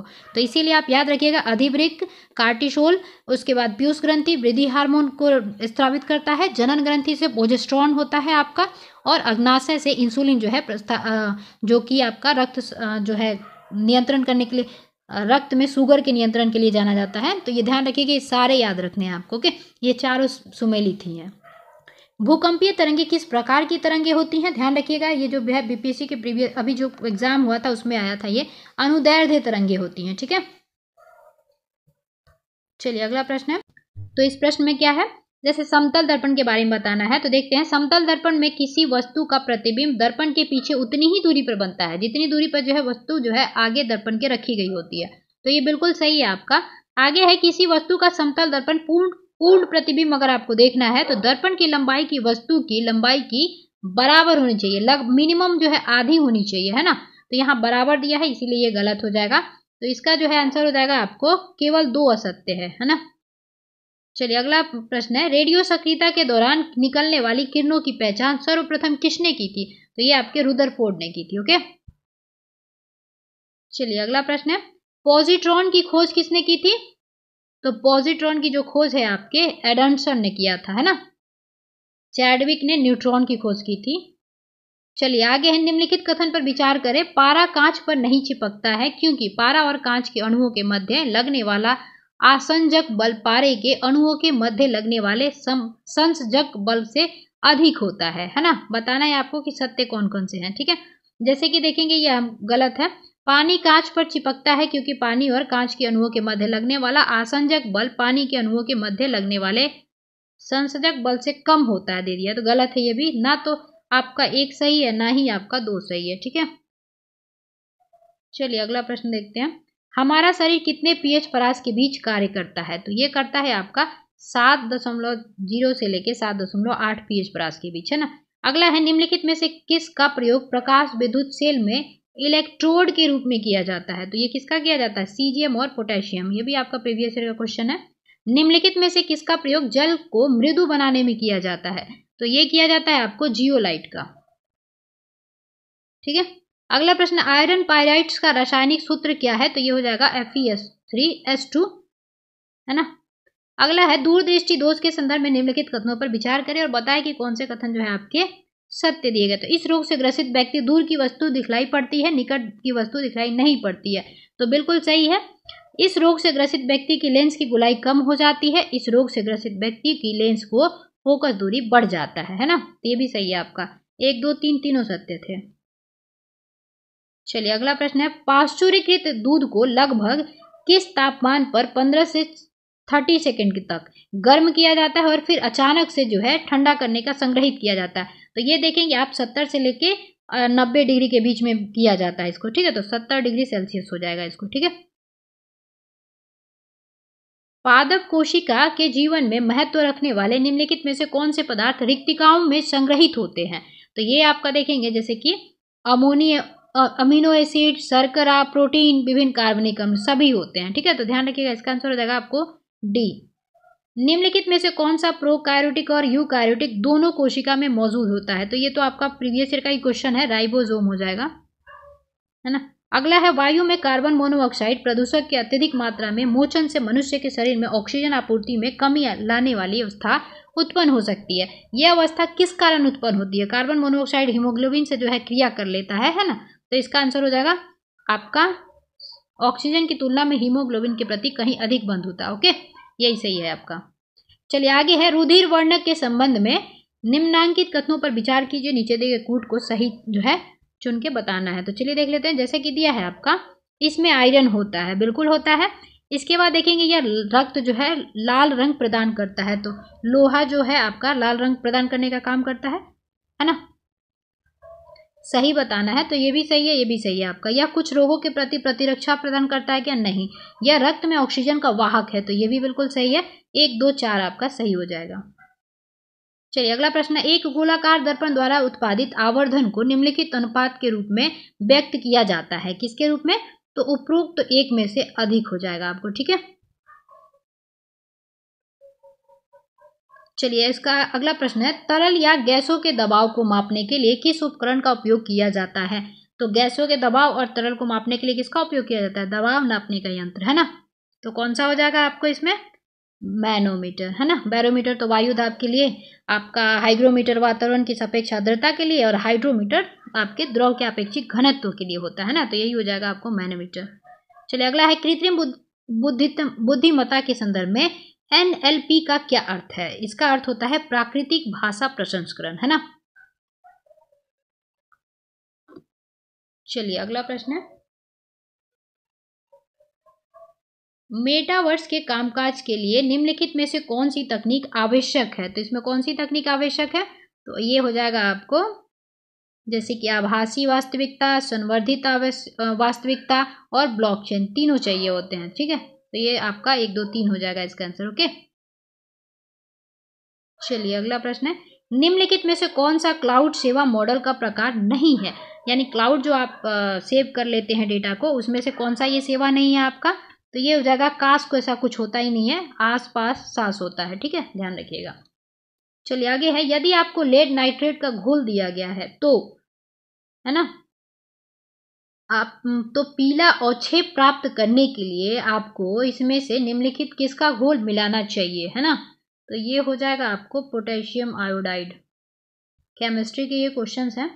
चलिए, संविधान सभा की समितियां एवं उसके अध्यक्षों के मिलान से निम्नलिखित में से कौन से असत्य हैं, है ना। तो प्रांतीय संविधान समिति के अध्यक्ष कौन थे आपके, बिल्कुल सही है, पहला, है ना, जैसे कि आप देखेंगे सरदार पटेल थे। ओके, तो ये तो बिल्कुल सही है। और ध्यान रखिएगा, प्रांतीय समिति के सदस्य तो सरदार पटेल थे ही, और आपको प्रांतों को सम्मिलित करने के लिए सरदार पटेल ने बहुत अहम भूमिका निभाई है, वीपी मेनन ने उनकी साथ दी थी। प्रारूप समिति का तो सबको पता होगा, डॉक्टर BR अम्बेडकर हो जाएंगे, ठीक है। संचालन समिति के कौन थे, ये नहीं थे, जवाहरलाल नेहरू नहीं थे, ठीक है, ये आपका गलत दिया हुआ है, राजेंद्र प्रसाद हो जाएंगे बिहार के, है ना, राजेंद्र प्रसाद थे इसके तो, ठीक है। मौलिक अधिकार उप समिति के कौन थे, तो JB कृपलानी थे। यहाँ पे मौलिक अधिकार उप समिति दी गई है, ये ध्यान रखिएगा, तब JB कृपलानी है। अगर मौलिक अधिकार समिति दी हुई थी तो कौन होता, सरदार पटेल हो जाते, ठीक है, ध्यान रखिएगा। ये भी सही था, ये भी सही था, ये भी सही था, ये आपका गलत दिया हुआ था। चलिए आगे है, प्रतिषेध रिट किसके खिलाफ जारी किया जाता है। तो न्यायालय जो है सुप्रीम कोर्ट एवं हाई कोर्ट 5 प्रकार की रिट जारी करती है। आर्टिकल 32 के तहत आपका सुप्रीम कोर्ट और 226 के तहत हाई कोर्ट जारी करती है, ठीक है।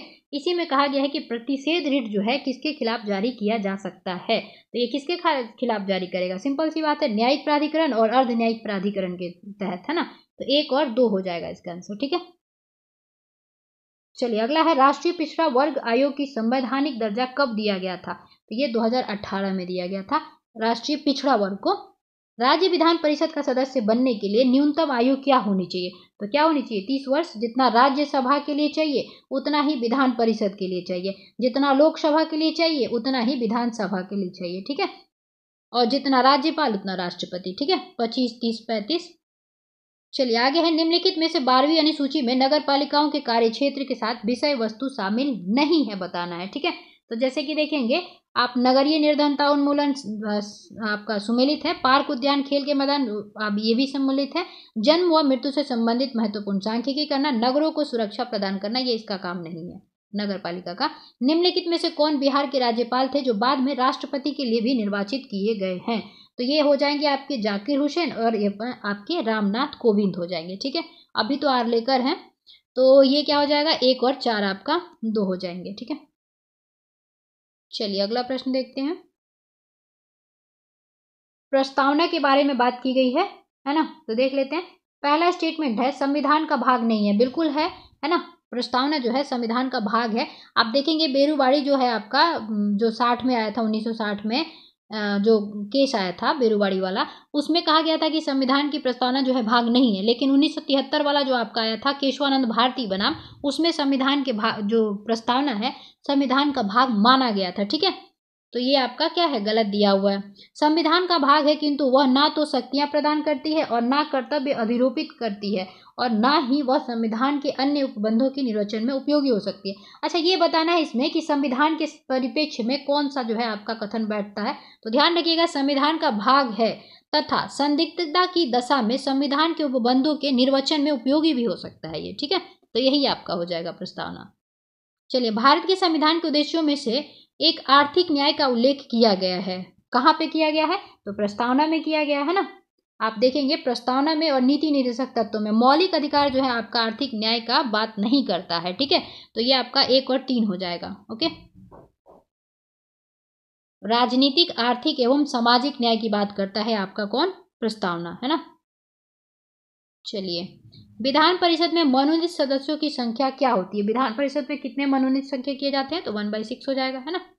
चलिए अगला है, निम्न में से किस एक्ट अधिनियम के द्वारा पहली बार ब्रिटिश सरकार ने भारत में केंद्रीय प्रशासन की नींव रखी थी। तो ये हो जाएगा आपको, सबसे पहला यही आया ही था, रेगुलेटिंग एक्ट 1773, है ना।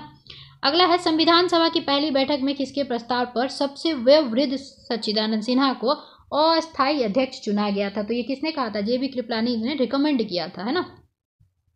चलिए आगे है, भारतीय संसद ने किस वर्ष जन प्रतिनिधित्व अधिनियम में संशोधन करके प्रवासी भारतीयों को संसद तथा राज्य विधानसभा के चुनाव में मत देने का अधिकार प्राप्त किया था। तो ये 2006 में किया था, ठीक है। 40 नंबर क्वेश्चन है आपका, भारतीय संविधान में वर्णित मौलिक कर्तव्य के संदर्भ में कौन सा कथन गलत है? गलत बताना है। तो मौलिक कर्तव्य को स्वर्ण सिंह समिति की सिफारिश पर बिल्कुल स्वर्ण सिंह समिति ने ही जो है रिकमेंड किया था मौलिक कर्तव्य को ऐड करने के लिए, है ना, 42 अमेंडमेंट 1976 के समय।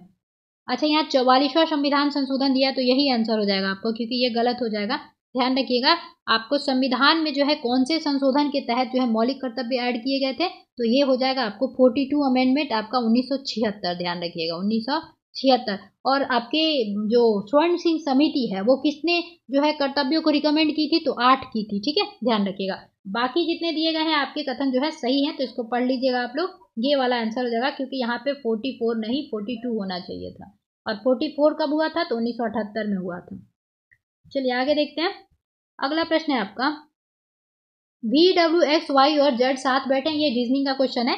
Z एक अंतिम छोर पर है, V Z पड़ोसी। देखिए जब भी ऐसे प्रश्न मिले ना बैठने का, तो आप क्या कीजिए, दो जो है कम से कम पॉसिबिलिटीज लेके चलिए। कितने परसेंट है, 3 2 5 है, तो 5 भी बना लीजिए, 3 4 5। ठीक है, ये हो गया आपको लेफ्ट, है ना, और ये हो जाएगा आपको राइट।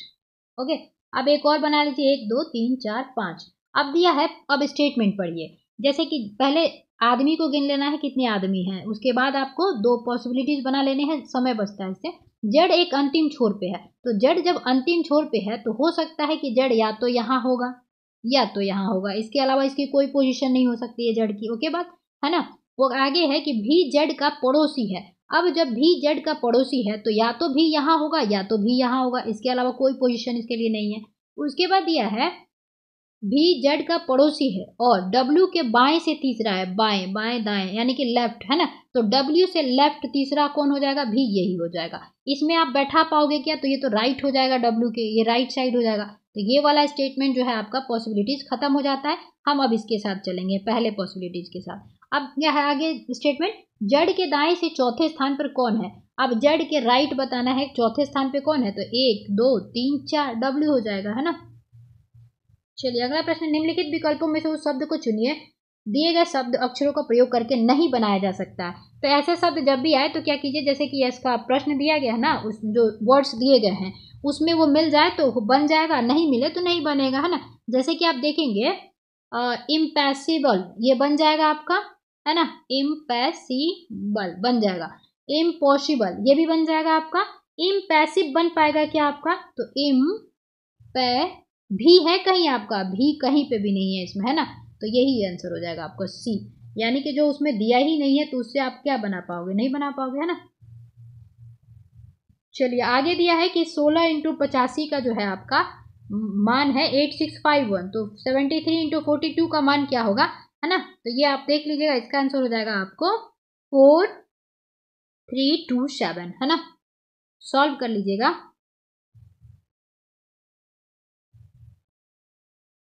चलिए अगला प्रश्न, निम्नलिखित कथनों को शब्दों को तर्क संगत क्रमानुसार व्यवस्थित करें, है ना।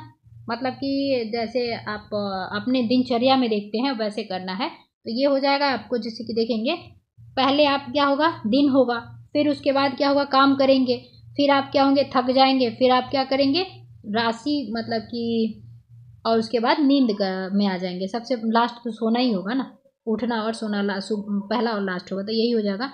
2 अंकों की संख्या का योग 7 है, यदि अंकों को पलट दिया जाए तो नई संख्या 3 जोड़ने पर मूल संख्या की 4 गुनी हो जाती है। देखिए इसका आंसर जो है आपका 16 है। आप इसको बना लीजिएगा।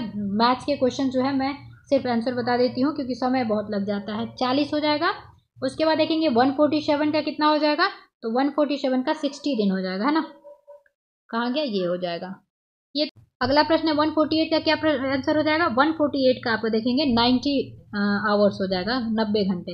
149 का क्या है आंसर आपका, तो 149 का है जैसे कि 50%, ठीक है, ये हो जाएगा 50%। उसके बाद एक आयत की लंबाई चौड़ाई ये वाली में क्रमशः +15 मतलब कि 15% वृद्धि और -10% की जाएगी, तो XY वाला फॉर्मूला आता है उससे आप बना लीजिएगा इसको, तो ये हो जाएगा 3.5%, है ना।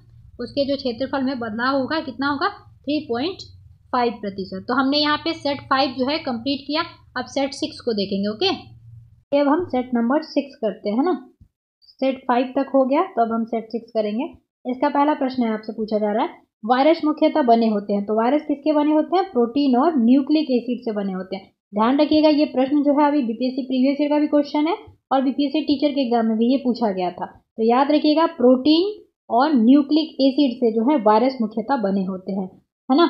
उसके बाद आपको ये भी याद रखना है कि वायरस जो होता है ना, ये किसके किसके बीच की कड़ी होता है, तो जीव एवं निर्जीव के बीच का जो है ये कड़ी होता है, ये भी ध्यान रखिएगा। ओके, और वायरस की खोज किसने की थी, तो आइवोन विस्की, वायरस होता है ना तो उसे याद रखिएगा आइवोन विस्की, उससे आपको जो है टिक लगाने में आसानी हो जाएगी। चलिए आगे है, चलती कुंडल गैल्वेनोमीटर को ए मीटर में निम्न प्रकार से परिवर्तित किया जा सकता है, तो समांतर में कम प्रतिरोध। ओके, इसका आंसर सी है।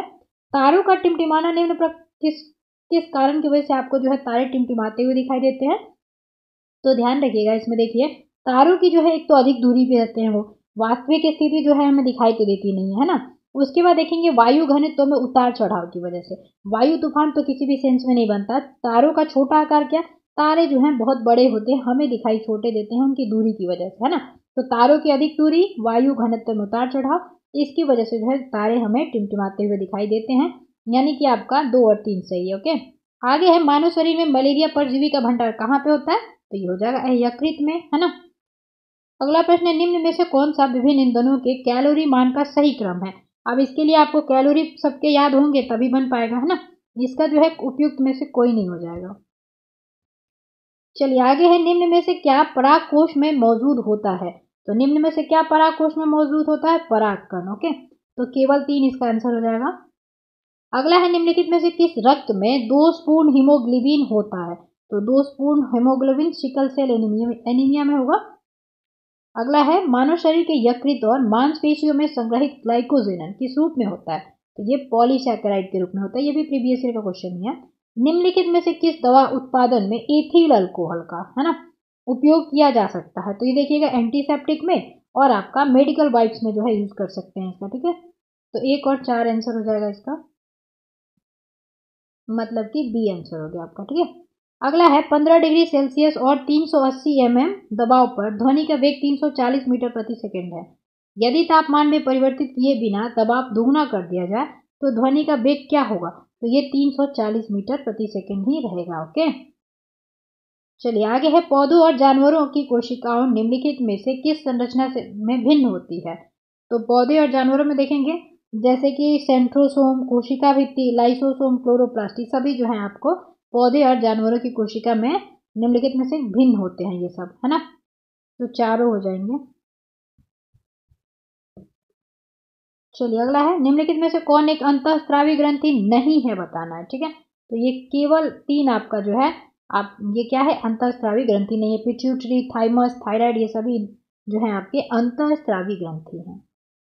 चलिए आगे है, वो वे कौन से गुण हैं जो पौधों को हाइड्रोफाइट बनाते हैं, कौन से गुण हो जाएंगे इसमें, जैसे कि देखेंगे आप, यांत्रिक ऊतक की अनुपस्थिति होना, एरेन काइमा की उपस्थिति होना, अच्छी तरह से विकसित संवहनी प्रणाली की उपस्थिति होना, ये तीनों काम करते हैं इस पे, है ना, हाइड्रोफाइट्स बनाने में।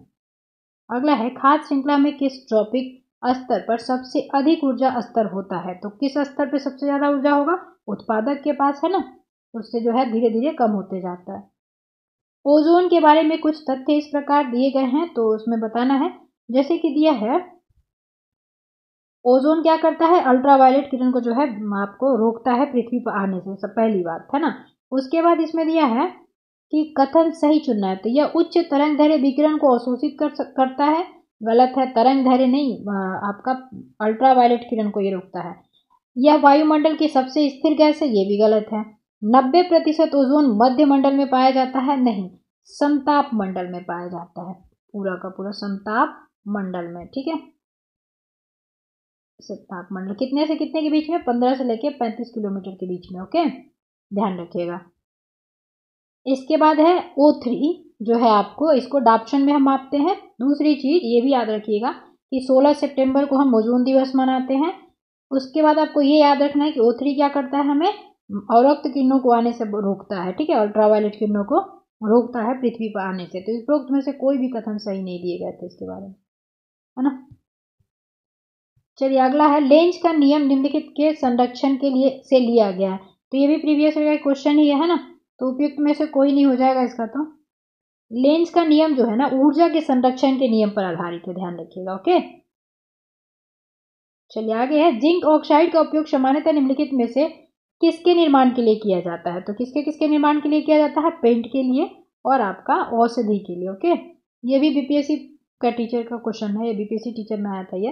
तो आपका 1 और 3 हो जाएगा सही। पेंट एवं औषधि में हम जिंक ऑक्साइड का उपयोग करते हैं।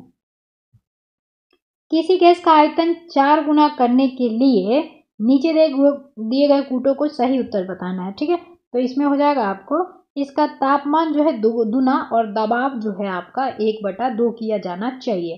तो इसका आंसर क्या है आपका? सी है। चलिए अगला है, में अलैंगिक प्रजनन नवोत्पाद के माध्यम से होता है। तो ईस्ट में है ना। चलिए आगे है, निम्नलिखित में से किस मामले में अम्लीय शक्ति का क्रम सही नहीं है? तो ये हो जाएगा आपको बी, इसका आंसर है बी।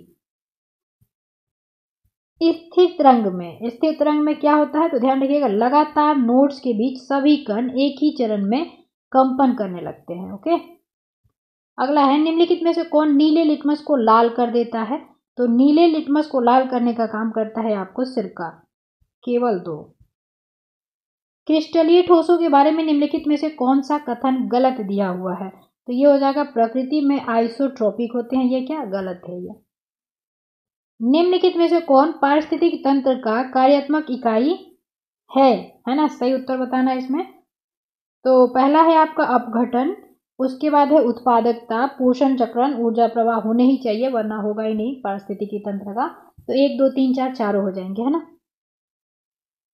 चलिए अगला प्रश्न है, ब्लॉकचेन तकनीकी के संबंध में, ये भी प्रीवियस ईयर का ही क्वेश्चन है ना।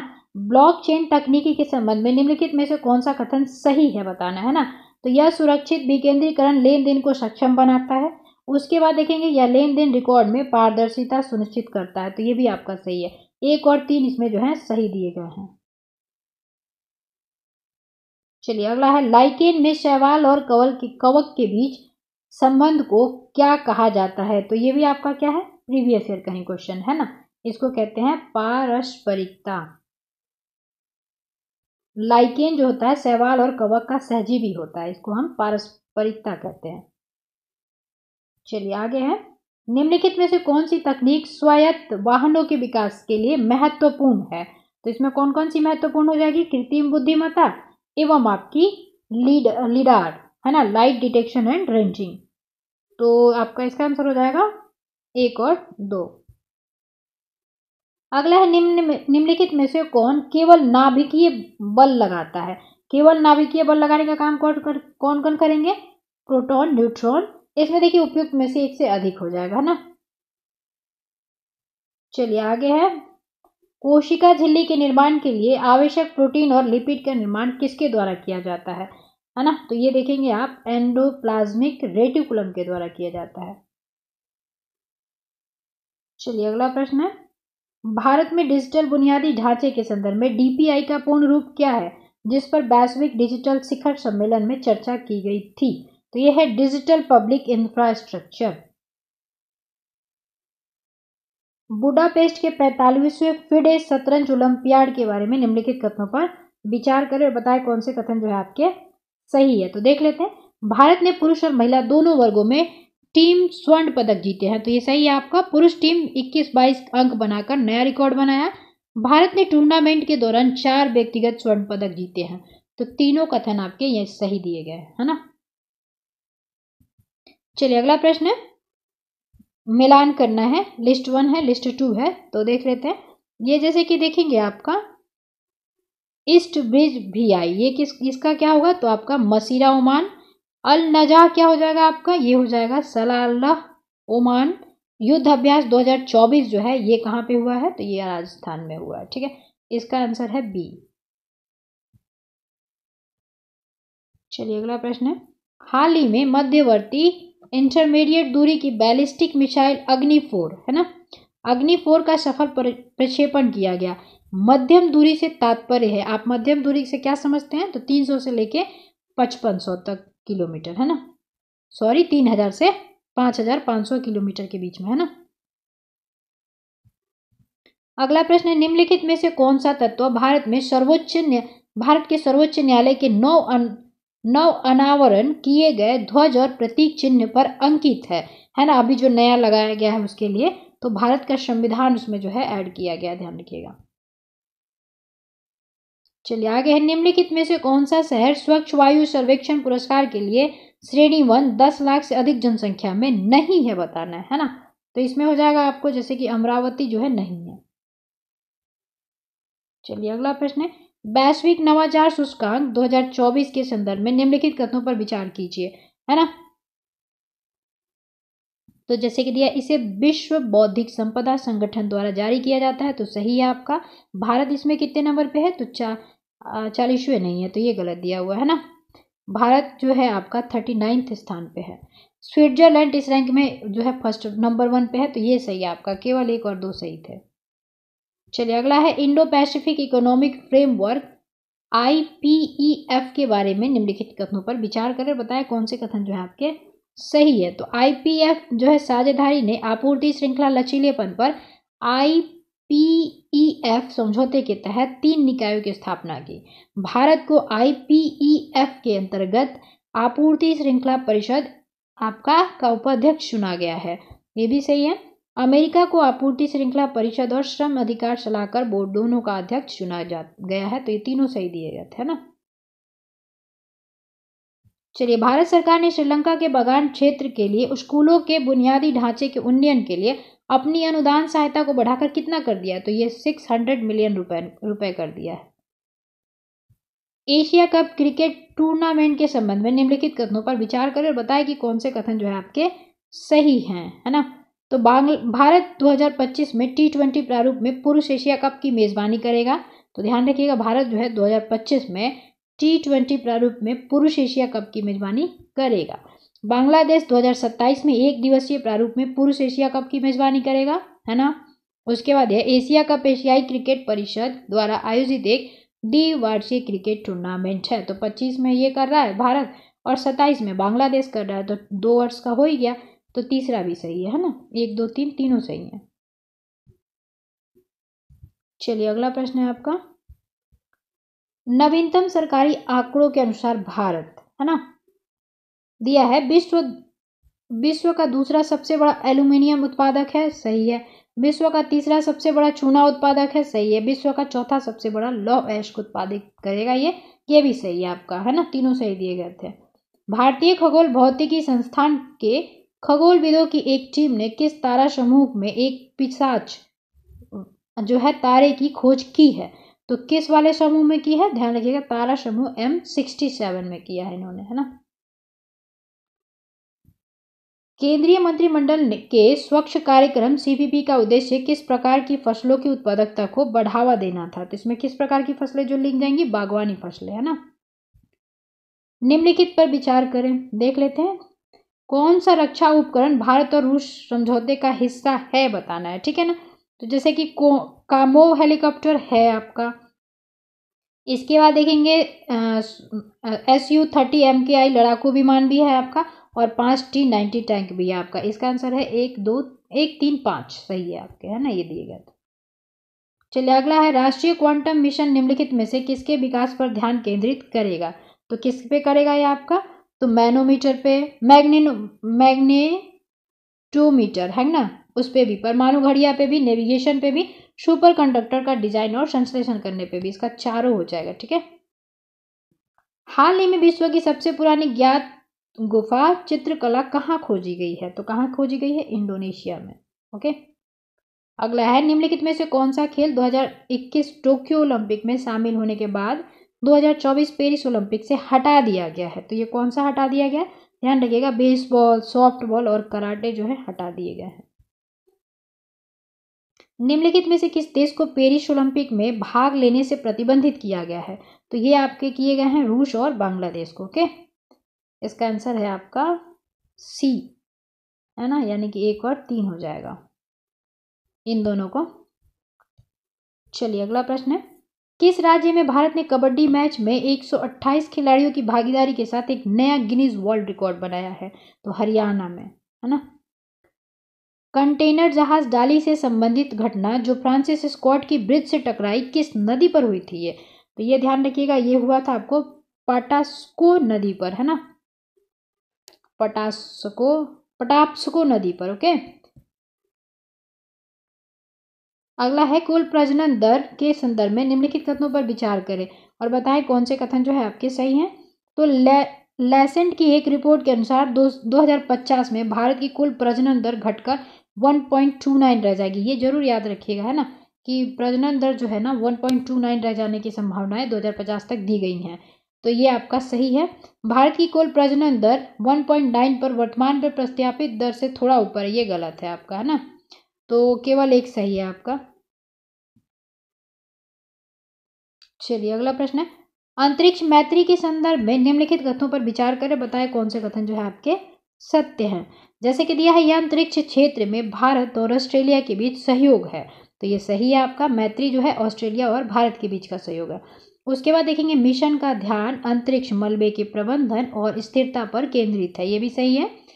अंतरिक्ष मैत्री की बात की जा रही है, ठीक है। इस मिशन के तहत न्यू स्पेस इंडिया लिमिटेड 2026 में दूसरा ऑप्टिमस अंतरिक्ष यान लॉन्च करेगा, तो ये भी आपका सही है ना।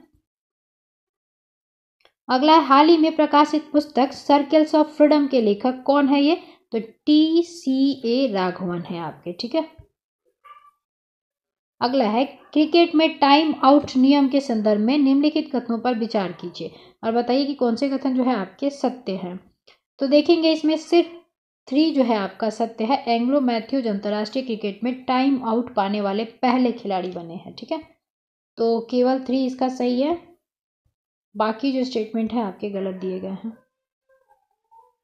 चलिए अगला प्रश्न, निम्नलिखित में से कौन बिहार के गांधीवादी राजनेता नीतीश कुमार पुस्तक के लेखक है। यानी कि बुक है आपका बिहार के गांधीवादी राजनेता नीतीश कुमार, ठीक है। इसके लेखक किस कौन है, तो अशोक चौधरी हो जाएंगे आपके, है ना। अशोक चौधरी और सांभवी चौधरी ने मिलकर लिखा है, ठीक है। चलिए अगला प्रश्न है, 19 अगस्त 2024 को मुख्यमंत्री नीतीश कुमार ने पटना की राजधानी वाटिका में किस पेड़ को रक्षा सूत्र बांधकर रक्षाबंधन और बिहार वृक्ष सुरक्षा दिवस मनाया था। और ये पिछले बार प्रश्न भी पूछा गया था कि रक्षाबंधन वृक्ष के साथ किस राज्य ने बनाया था, तो वो बिहार था, है ना। और अभी देखेंगे बॉम्बे ससीबा। ओके, इसका आंसर हो जाएगा। भाजपा ने बिहार में राज्यसभा के लिए NDA उम्मीदवार के रूप में उपेंद्र कुशवाहा के साथ किसको नामित किया है, तो ये किसको नामित किया है, उनके साथ ध्यान रखिएगा, ये हो जाएंगे मनन कुमार मिश्रा। बिहार राज्य चालू वित्तीय वर्ष 2024-25 में कितनी नई मृदा परीक्षण प्रयोगशालाएं स्थापित करने का सोच रहा है, तो 10, ठीक है। चलिए अगला प्रश्न, मुख्यमंत्री बालिका कैंसर प्रतिरोध योजना के तहत कितनी उम्र की लड़कियों को मुफ्त HPV यानी कि ह्यूमन पैपिलोमा वायरस टीकाकरण प्रदान किया जाएगा, तो 9 से 14 वर्ष की, है ना। चलिए अगला है, आर्यभट्ट ज्ञान विश्वविद्यालय निम्नलिखित में से किस विषयों पर केंद्रित शोध पीठों की स्थापना करेगा, तो ये देखेंगे अंतर्राष्ट्रीय अध्ययन, लिंग अध्ययन, जयप्रकाश नारायण अध्ययन, गांधीवादी अध्ययन और अंबेडकर अध्ययन, 4 पे, है ना। चलिए अगला है, बिहार सरकार ने राज्य विधि आयोग का अध्यक्ष किसको नियुक्त किया है, तो ये है विनोद कुमार सिन्हा। बंकिम चंद्र चटर्जी का उपन्यास आनंद मठ कब प्रकाशित हुआ था, ये भी आपका न्यू क्वेश्चन था, BPSC टीचर के एग्जाम में पूछा गया था, ठीक है। तो ध्यान रखिएगा, ये ना BPSC टीचर के एग्जाम को इम्तिहान ने जो है बहुत ऐड ऑन किया है और BPSC के प्रीवियस ईयर के क्वेश्चन को घटना चक्र ने जो है ऐड ऑन किया है, ठीक है। तो इसका आंसर क्या हो जाएगा आपको, 1882 में किया था इन्होंने, है ना। कांग्रेस सोशलिस्ट पार्टी की गठन कब की गई थी, तो ये तो कई बार क्वेश्चन मिल ही जाता है आपका, मई 1934। चलिए, ब्रह्मो समाज का प्रभाव अधिकतर किस तक ही सीमित था, ये भी आपका BPSC टीचर का ही प्रश्न है, ठीक है। तो ये शिक्षित शहरी शिक्षित समूह था, है ना। इसका आंसर ये हो जाएगा। मैक्सिमम आप देखेंगे यूट्यूब पे अगर, तो आंसर B मिलेगा आपको, है ना। तो इसको थोड़ा सा आप लोग भी अपने हिसाब से देख लीजिएगा कि ब्रह्मो समाज जो था, ब्रह्म समाज, उसका प्रभाव अधिकतर किस तक ही जो सीमित था, तो ये देखिए था तो ये दोनों में, ग्रामीण और शहर दोनों में, लेकिन ज़्यादा पूछा जा रहा है अधिकतर, तो ये शहरी शिक्षित समूह जो है इम्तिहान ने आंसर माना है। ओके, आप लोग भी इसको जरूर देखिएगा, इस आंसर को। क्वेश्चन जो है ये ट्रेंडिंग है, अभी नया आया है ये। चलिए आगे है, निम्नलिखित बातों को ध्यान रखें, और बताएं कौन से कथन जो है स्थायी बंदोबस्त से संबंधित है, बताने हैं। ठीक है, जैसे कि देखेंगे बॉम्बे और मद्रास ने इसे सबसे पहले लागू किया, मुनरो और ये तो बिल्कुल गलत है ना। यह रिकॉर्ड की वैज्ञानिकों किराया परिकल्पना पर आधारित है, ये भी गलत है आपका, ना तो एक सही है ना तो दो सही है। मुद्दिमन समिति को किस काम काज पर रिपोर्ट करने के लिए नियुक्त किया गया है, किया गया था। मुद्दिमन समिति जो है उसको किस काम काज के रिपोर्ट के लिए आपका नियुक्त किया गया था, तो ध्यान रखिएगा ये किया गया था द्वैत शासन पे काम करने के लिए, है ना। 1919 की बात है, द्वैत शासन। वह भारत में एक महान एकीकरणकर्ता थे जिन्होंने हमें न केवल दूसरों के प्रति सहनशीलता सिखाई बल्कि उन्हें अपने मित्रों और सामान्य उपक्रमों के साथियों के रूप में स्वीकार करना सिखाया। यह किसने कहा था, तो ये कहा था आपके जवाहरलाल नेहरू ने, है ना। आगे है अशोक को बौद्ध धर्म में दीक्षित करने का श्रेय किसे जाता है, तो इनको दीक्षित किए थे उपगुप्त, है ना।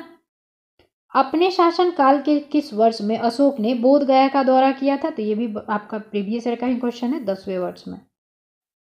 ठीक है, मौर्य प्रशासन में कितने गांव संग्रह के अंतर्गत आते थे, तो कितने आते थे, 10। किस यूनान लेखक ने वर्णन किया कि विवाह में चंद्रगुप्त मौर्य को एरियाना राज्य दिया गया था, तो किसने, ये यूनान लेखक है, किसने कहा था ये, तो कहा था स्ट्रैबो ने। ठीक है, किस चोल शासक ने अपनी राजधानी में राजराजेश्वर मंदिर बनवाया था, तो ये किसने बनवाया था, ये प्रथम हो जाएगा, राजा प्रथम। आगे है इल्तुतमिश को खरीदने के लिए कुतुबुद्दीन ऐबक को कितनी रकम देनी पड़ी थी, तो ये भी आपका बीपीएससी टीचर में अभी जो एग्जाम हुआ है ना अभी हाल में बीपीएससी टीचर 3.0 उसमें ये भी क्वेश्चन पूछा गया था, है ना। तो इसका है 1 लाख शीतल, ध्यान रखिएगा कौन सा सी आंसर हो जाएगा। मेहरगढ़ के संबंध में निम्नलिखित कथनों पर विचार करें, तो मेहरगढ़ उन स्थानों में से एक था जहां लोगों ने जौ और गेहूं जो है उगाना सीखा था, है ना। इसके बाद यह है मेहरगढ़ में घरों का आकार वर्गाकार या आयताकार होता था। मेहरगढ़ के लोग मानते थे कि मृत्यु के बाद भी जीवन होता है। मेहरगढ़ में मृत व्यक्ति को कुत्ते के साथ दफनाया गया था, क्या, गलत है ये तो, है ना। मेहरगढ़ कृषि के लिए जाना जाता है, इसका आंसर हो जाएगा आपको 1 2 3 सही था बस, है ना। चलिए आगे है बलबन को अमीर शिकार के पद पर किसने नियुक्त किया था, तो बलबन को अमीर आपका शिकार पर जो है रजिया बेगम बहुत मतलब कमजोर पड़ती जा रही थी, उसी ने किया था इस पद पर नियुक्त। अब इसमें देखिए क्या है कि दिया गया है कि सुमेलित नहीं है, तो जितने भी ये दिए गए हैं ना सारे सुमेलित हैं, इसमें से उपयुक्त में से कोई नहीं आंसर हो जाएगा। ठीक है इसका। चलिए अगला प्रश्न है मौर्य साम्राज्य के संदर्भ में निम्न कथनों पर विचार कीजिए और बताइए कि कौन से कथन जो है आपके सही दिए गए हैं। तो देख लेते हैं 321 ईसा पूर्व में अशोक ने मौर्य साम्राज्य की स्थापना की, तो ये तो आपका गलत हो जाएगा, है ना। उसके बाद दिया है आपका कि अपनी कृति इंडिका में मेगास्थनीज ने मौर्य साम्राज्य के बारे में लिखी है, ये बिल्कुल सही है। अशोक ने अपनी शक्ति और धन का उपयोग बौद्ध धर्म के प्रसार के लिए किया था, तो ये भी सही है। साम्राज्य के 5 महत्वपूर्ण राजनीतिक केंद्र थे, तो ये भी आपका सही दिया हुआ है ना। तो ये क्या हो जाएगा आपका 2 3 4 आपके सही दिए गए। ठीक है,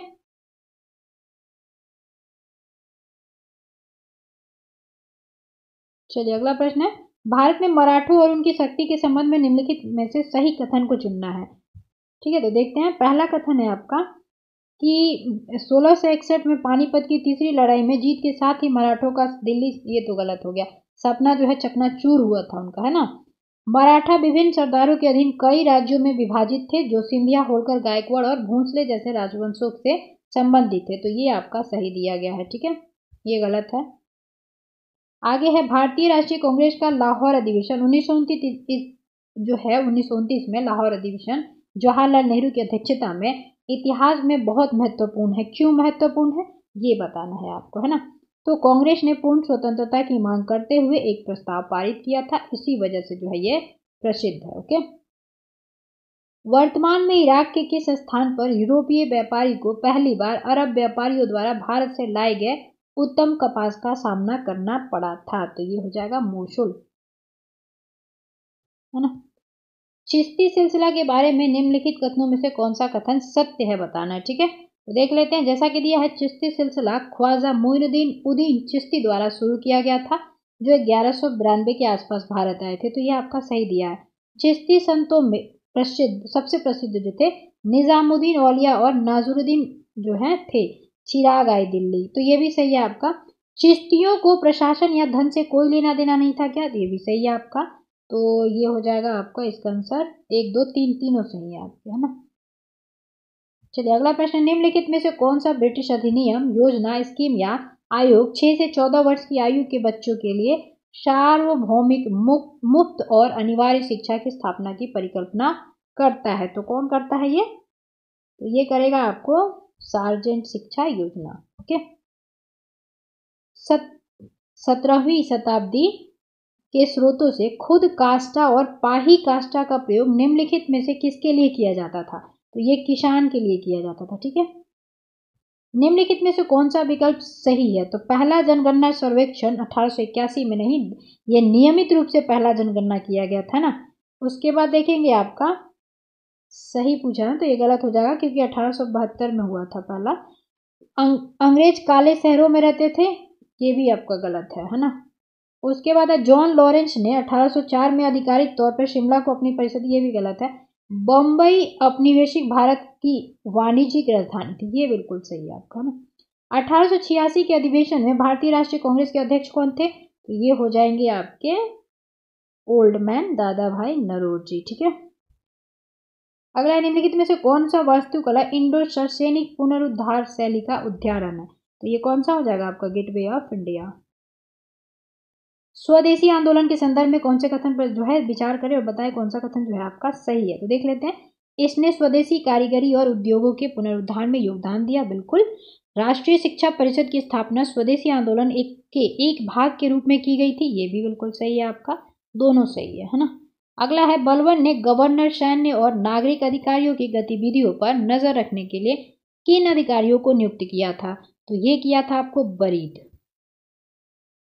ठीक है, अगला प्रश्न देखते हैं, साइमन कमीशन के संदर्भ में निम्नलिखित कथनों पर विचार करें और बताएं कौन से कथन जो है आपके गलत दिए हुए हैं। तो चलिए देख लेते हैं, जैसा कि दिया है इस आयोग को श्वेत आयोग कहा गया था, बिल्कुल, क्योंकि सभी सातों जो पर्सन थे ना वो अंग्रेज थे।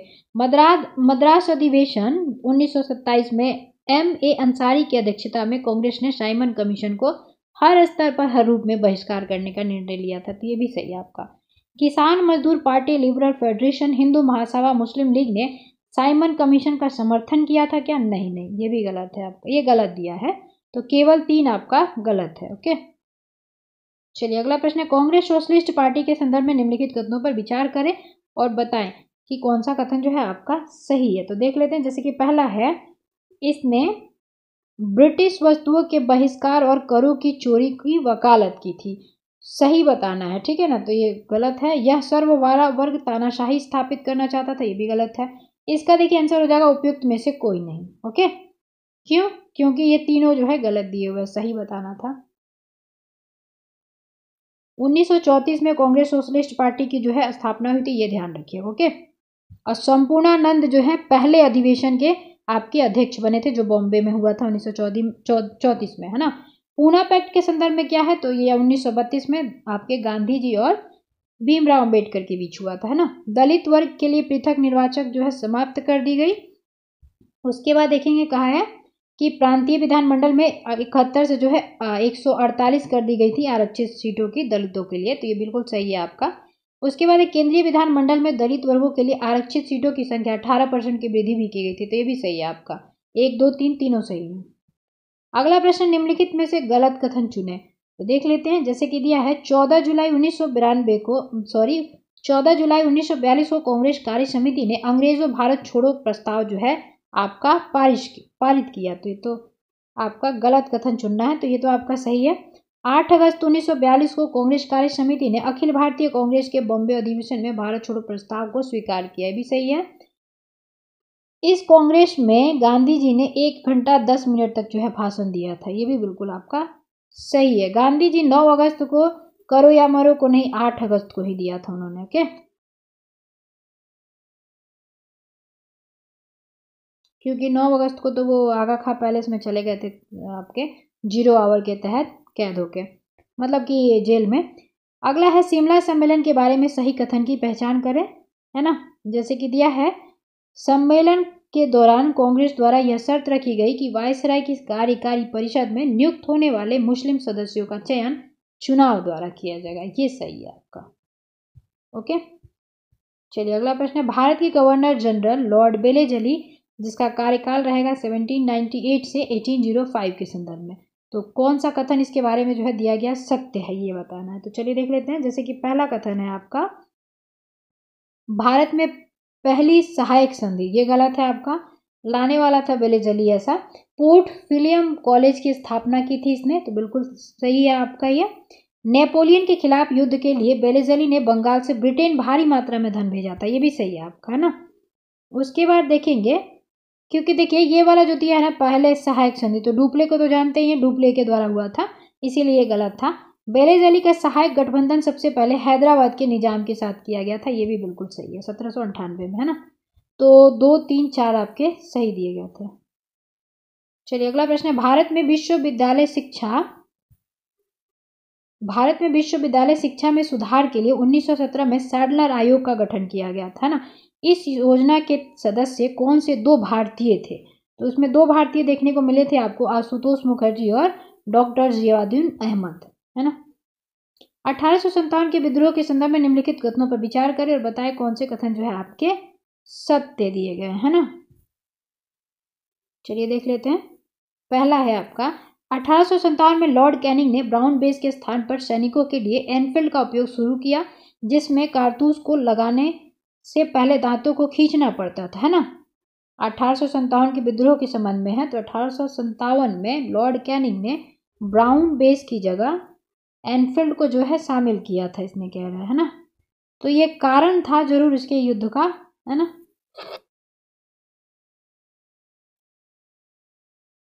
दिसंबर 1856।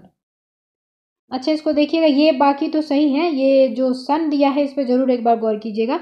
कुछ इतिहासकारों का मानना है कि नाना साहब के करीबी अजीमुल्ला खां और सतारा के अब्दस्त।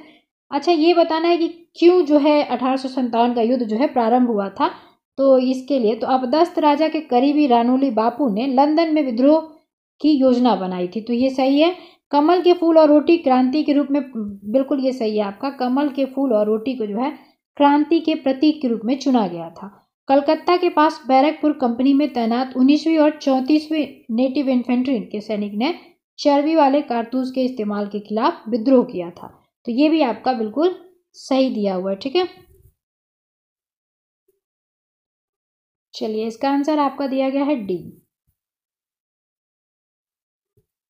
अनौपचारिक क्षेत्र में शामिल है, अनौपचारिक क्षेत्र में कौन कौन से शामिल है इसमें, तो देखेंगे जितने भी दिए गए हैं ये सभी शामिल है। कारीगर, कुटीर उद्योग, छोटे व्यापारी, चाय की दुकान के मालिक, कचरा बीनने वाले, जितनी अनधिकृत टैक्सी मरम्मत करने वाले लोग, स्वरोजगार वाले, कम पूंजी, कौशल और प्रवेश बाधाओं वाली गतिविधियां, ये सभी शामिल है ना।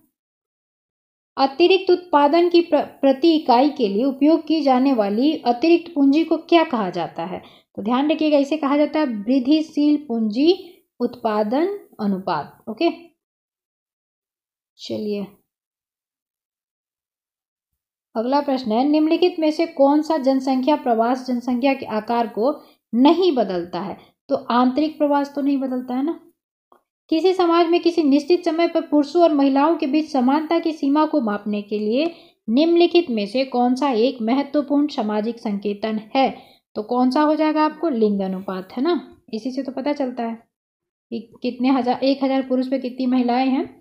निम्नलिखित में से कौन सा तृतीय गतिविधि नहीं है, तृतीय गतिविधि में आप देखेंगे बैंकिंग, परिवहन, संचार, भंडार आता है, लेकिन भवन और निर्माण कार्य नहीं आता। ग्रामीण क्षेत्रों और छोटे शहरों में शिक्षित बेरोजगार युवाओं के लिए स्वरोजगार के अवसर पैदा करने के लिए 1993 में कौन सी योजना शुरू की गई थी, तो ये देखेंगे आपका ये हो जाएगा आपका प्रधानमंत्री रोजगार योजना, ये हो जाएगा, ठीक है। अगला है, बजट घोषणा के अनुसार जन समर्थन आधारित किसान क्रेडिट कार्ड कितने राज्यों में जो है सक्षम होंगे, तो ये 5 राज्य। ओके केंद्रीय बजट 2024-25 के अनुसार रोजगार और कौशल के लिए प्रधानमंत्री पैकेज के तहत 5 योजनाओं के लिए कुल आवंटन कितना किया गया है? तो ये किया गया 2 करोड़, आपका 2 लाख करोड़, है ना। निम्नलिखित में से कौन सा आर्थिक रूप से विकसित राष्ट्र का संकेतन नहीं है, बताना है। तो प्राथमिक क्षेत्र में अगर ज़्यादा लोग जो हैं लगे हुए हैं तो ये आपका विकसित राष्ट्र का संकेतक नहीं है, प्राथमिक यानी कृषि में।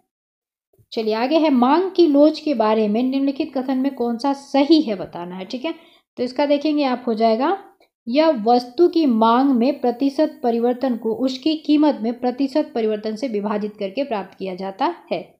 ओके, ये अब मैथ्स यहाँ से स्टार्ट होता है आपका, तो इसका आंसर हो जाएगा, आप देखिएगा सी। ओके, चलिए अगला है, मैथ्स नहीं सॉल्व करते हैं, आप लोग सॉल्व कर लिया कीजिएगा। इसका हो जाएगा आपको 10, 107 का, 108 का आप देखेंगे हो जाएगा आपको 300, आपका 300 आंसर हो जाएगा इसका। ठीक है, इसके बाद दिया है कि एक वस्तु क्रय मूल्य से 10% अधिक पर यदि 10% की छूट दी जाती है तो कितना सही है। तो ये तो प्रश्न प्रीवियस ईयर का भी है आपका, तो ये क्या हो जाएगा आपका 1% की हानि। इसके बाद है 110, तो 110 का क्या हो जाएगा आपको आंसर 50 मीटर। ठीक है, उसके बाद 111 का आंसर है आपका 77, 112 का आंसर है आपके पास 390, है ना, 390। इसको भी सब, ये सब को सॉल्व कर लीजिएगा, इससे अच्छा है बीपीएससी के प्रीवियस ईयर क्वेश्चन सॉल्व करें आप लोग, उसमें ज़्यादा जो है संभावनाएं रहती हैं पैटर्न टकराने के। 8 हो जाएगा इसका आंसर, 113 का बी। 114 का क्या हो जाएगा आंसर, तो ए हो जाएगा 15, 45, 35, 135, है ना। इसके बाद है 115, 115 का क्या हो जाएगा आंसर 40 मीटर। अगला है, अब देखिए यहाँ से क्वेश्चन स्टार्ट हो जाता है। ठीक है, तो चलिए इसको हम लोग देखेंगे। दिया है कि भौगोलिक क्षेत्र की दृष्टि से बिहार का सबसे छोटा पक्षी अभ्यारण्य कौन सा है, तो बरेला है, वैशाली में, है ना, बरेला झील सलीम अली पक्षी अभ्यारण्य है। ओके, नागी और नकटी कहाँ है आपके, कटिहार में है, राजगीर तो हो ही गया राजगीर।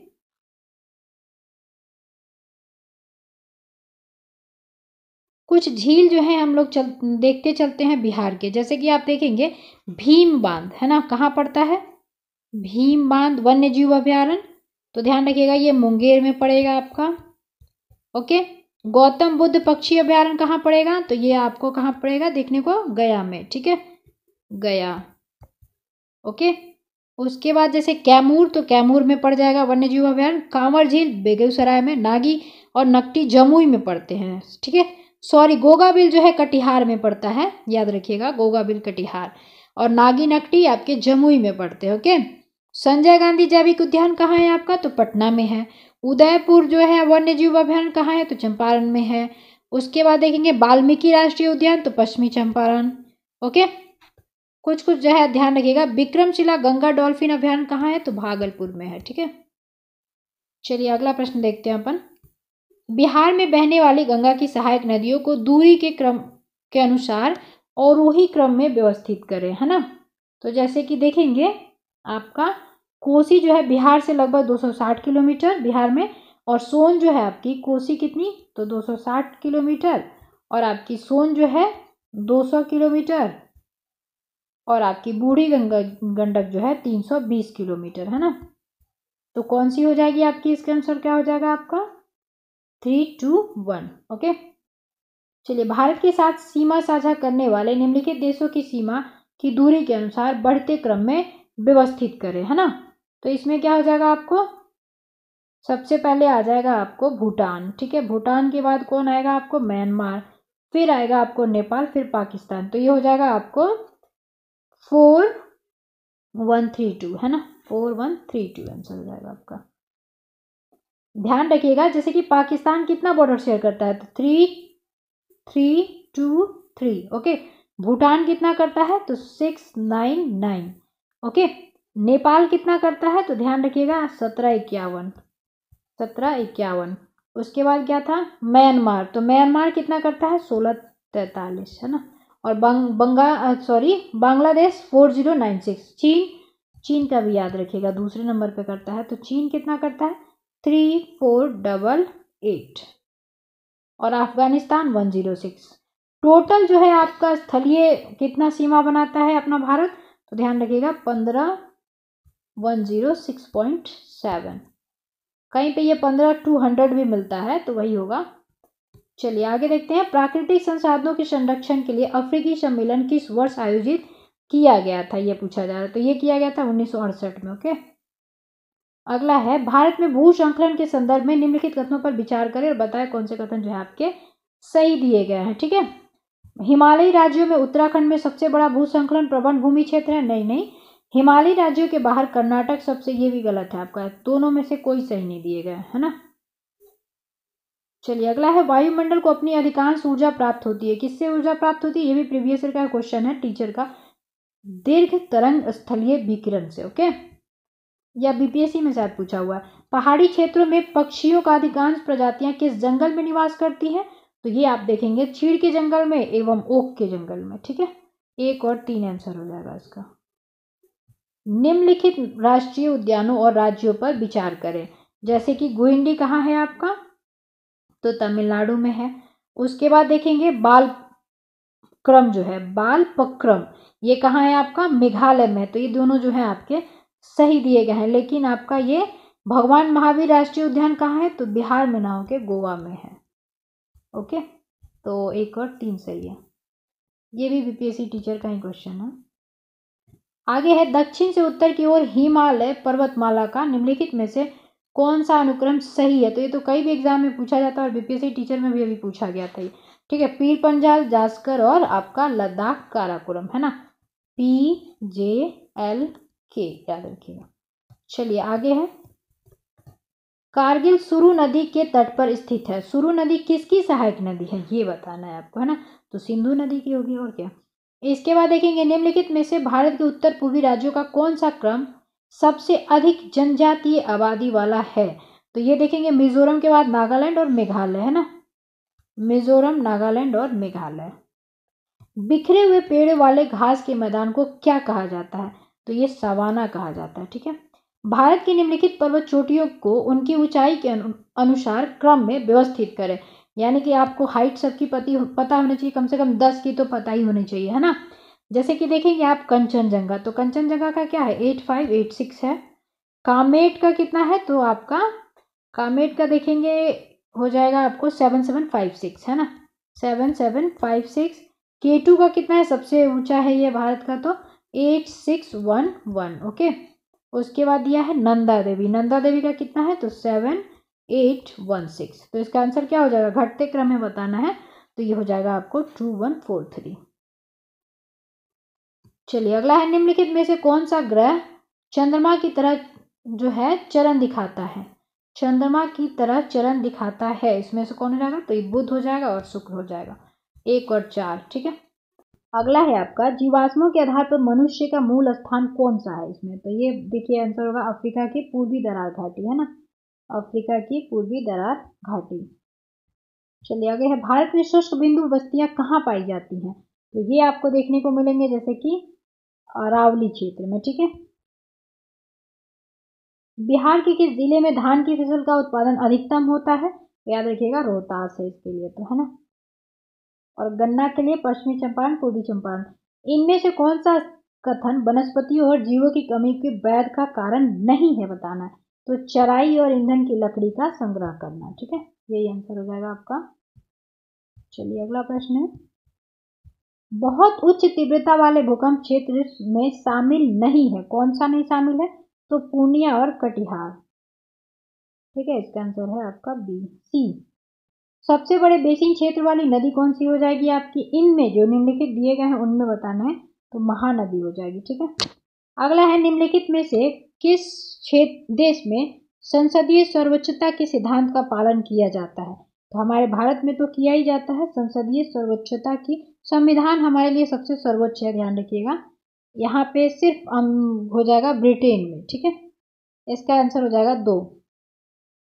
चलिए आगे, भारत में पिछड़े वर्गों की पहचान करने के लिए पहला आयोग निम्नलिखित में से, पिछड़े वर्ग ओबीसी के लिए आपके कालेकर हो जाएंगे। ठीक है, आगे है, स्वतंत्रता के समय निम्नलिखित में से किस रियासत का जो शासक है पाकिस्तान में शामिल होना चाहता था, लेकिन जनता भारत में शामिल होना चाहती थी, तो ये था आपका जूनागढ़ है ना, जनमत संग्रह के द्वारा मिलाया गया था इसको भारत में।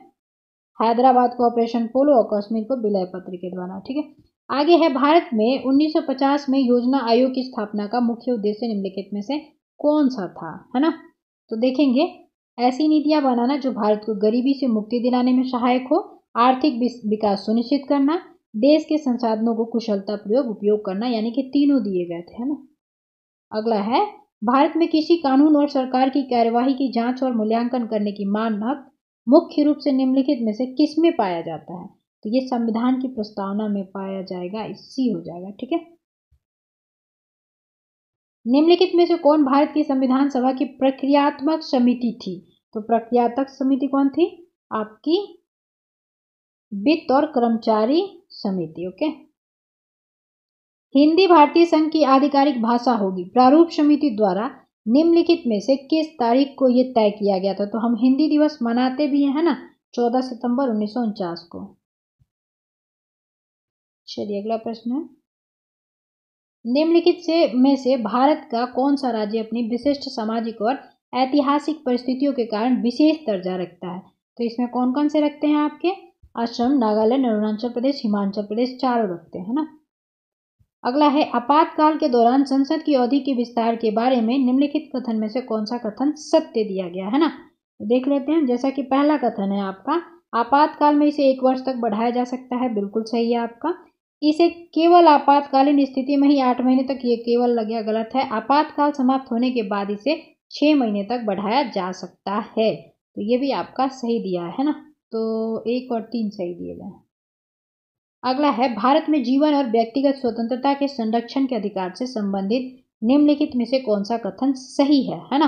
तो देखेंगे, यह केवल राज्य के विरुद्ध नागरिकों के लिए उपलब्ध है। ओके, अगला है, भारत में किस संवैधानिक संशोधन द्वारा 6 से 14 वर्ष की आयु के बच्चों के शिक्षा के अधिकार को उनका मौलिक अधिकार बनाया गया था। तो ये 86वें संविधान संशोधन हो जाएगा। ठीक है, बी हो जाएगा इसका आंसर। भारत के किसी राज्य में विधान परिषद की अधिकतम सदस्य संख्या कितनी हो सकती है। तो ये सिंपल सी बात है, यह राज्य विधानसभा की कुल संख्या का 1/3 से अधिक नहीं हो सकती है ना। अगला है, भारत में न्यायपालिका की स्वतंत्रता के लिए निम्नलिखित में से कौन से प्रावधान पाए जाते हैं, है ना। तो जैसे कि देखेंगे, इसमें संवैधानिक नियुक्तियां होना सही है, न्यायाधीशों के वेतन और भत्ते संचित निधि पर भारित होना, और वे पदवाकाश ग्रहण करने के उपरांत वकालत नहीं कर सकते, ये भी सही है। अपने न्यायिक व्यवहार के प्रति द्रुत आलोचना से मुक्त होना, तो ये भी सही है आपका, है ना। तो इसका आंसर क्या हो जाएगा, तीनों सही है आपके। ठीक है, इसका आंसर हो जाएगा आपको डी। चलिए, भारत में भारतीय वन सेवा किस वर्ष में जो है अस्तित्व में आया था। तो भारतीय वन सेवा आपको 1866 में आया था। ठीक है, भारत में निम्नलिखित में से किस संवैधानिक संशोधन ने न्यायपालिका को संसद के अधीन बना दिया था। तो इसमें से कौन हो जाएगा, 42वां संविधान संशोधन जो है मिनी संविधान के नाम से भी जाना जाता है, 1976 का। बहुत इसमें अमेंडमेंट किए गए थे, उसी के तहत देखेंगे न्यायपालिका को संसद के अधीन बना दिया गया था ना। तो इसका आंसर ए हो जाएगा। ठीक है, अब यहाँ पे सेट 5 का जो है आपका सेट 6 का जो है आपका 150 क्वेश्चन जो है खत्म होते हैं। अब हम 7 और 8 जो है आपका सेट करेंगे। ठीक है, तो अगले वीडियो में करेंगे। तो अगर वीडियो पसंद आई हो तो लाइक ज़रूर करिएगा। चलिए मिलते हैं अगले वीडियो में, तब तक के लिए जय हिंद।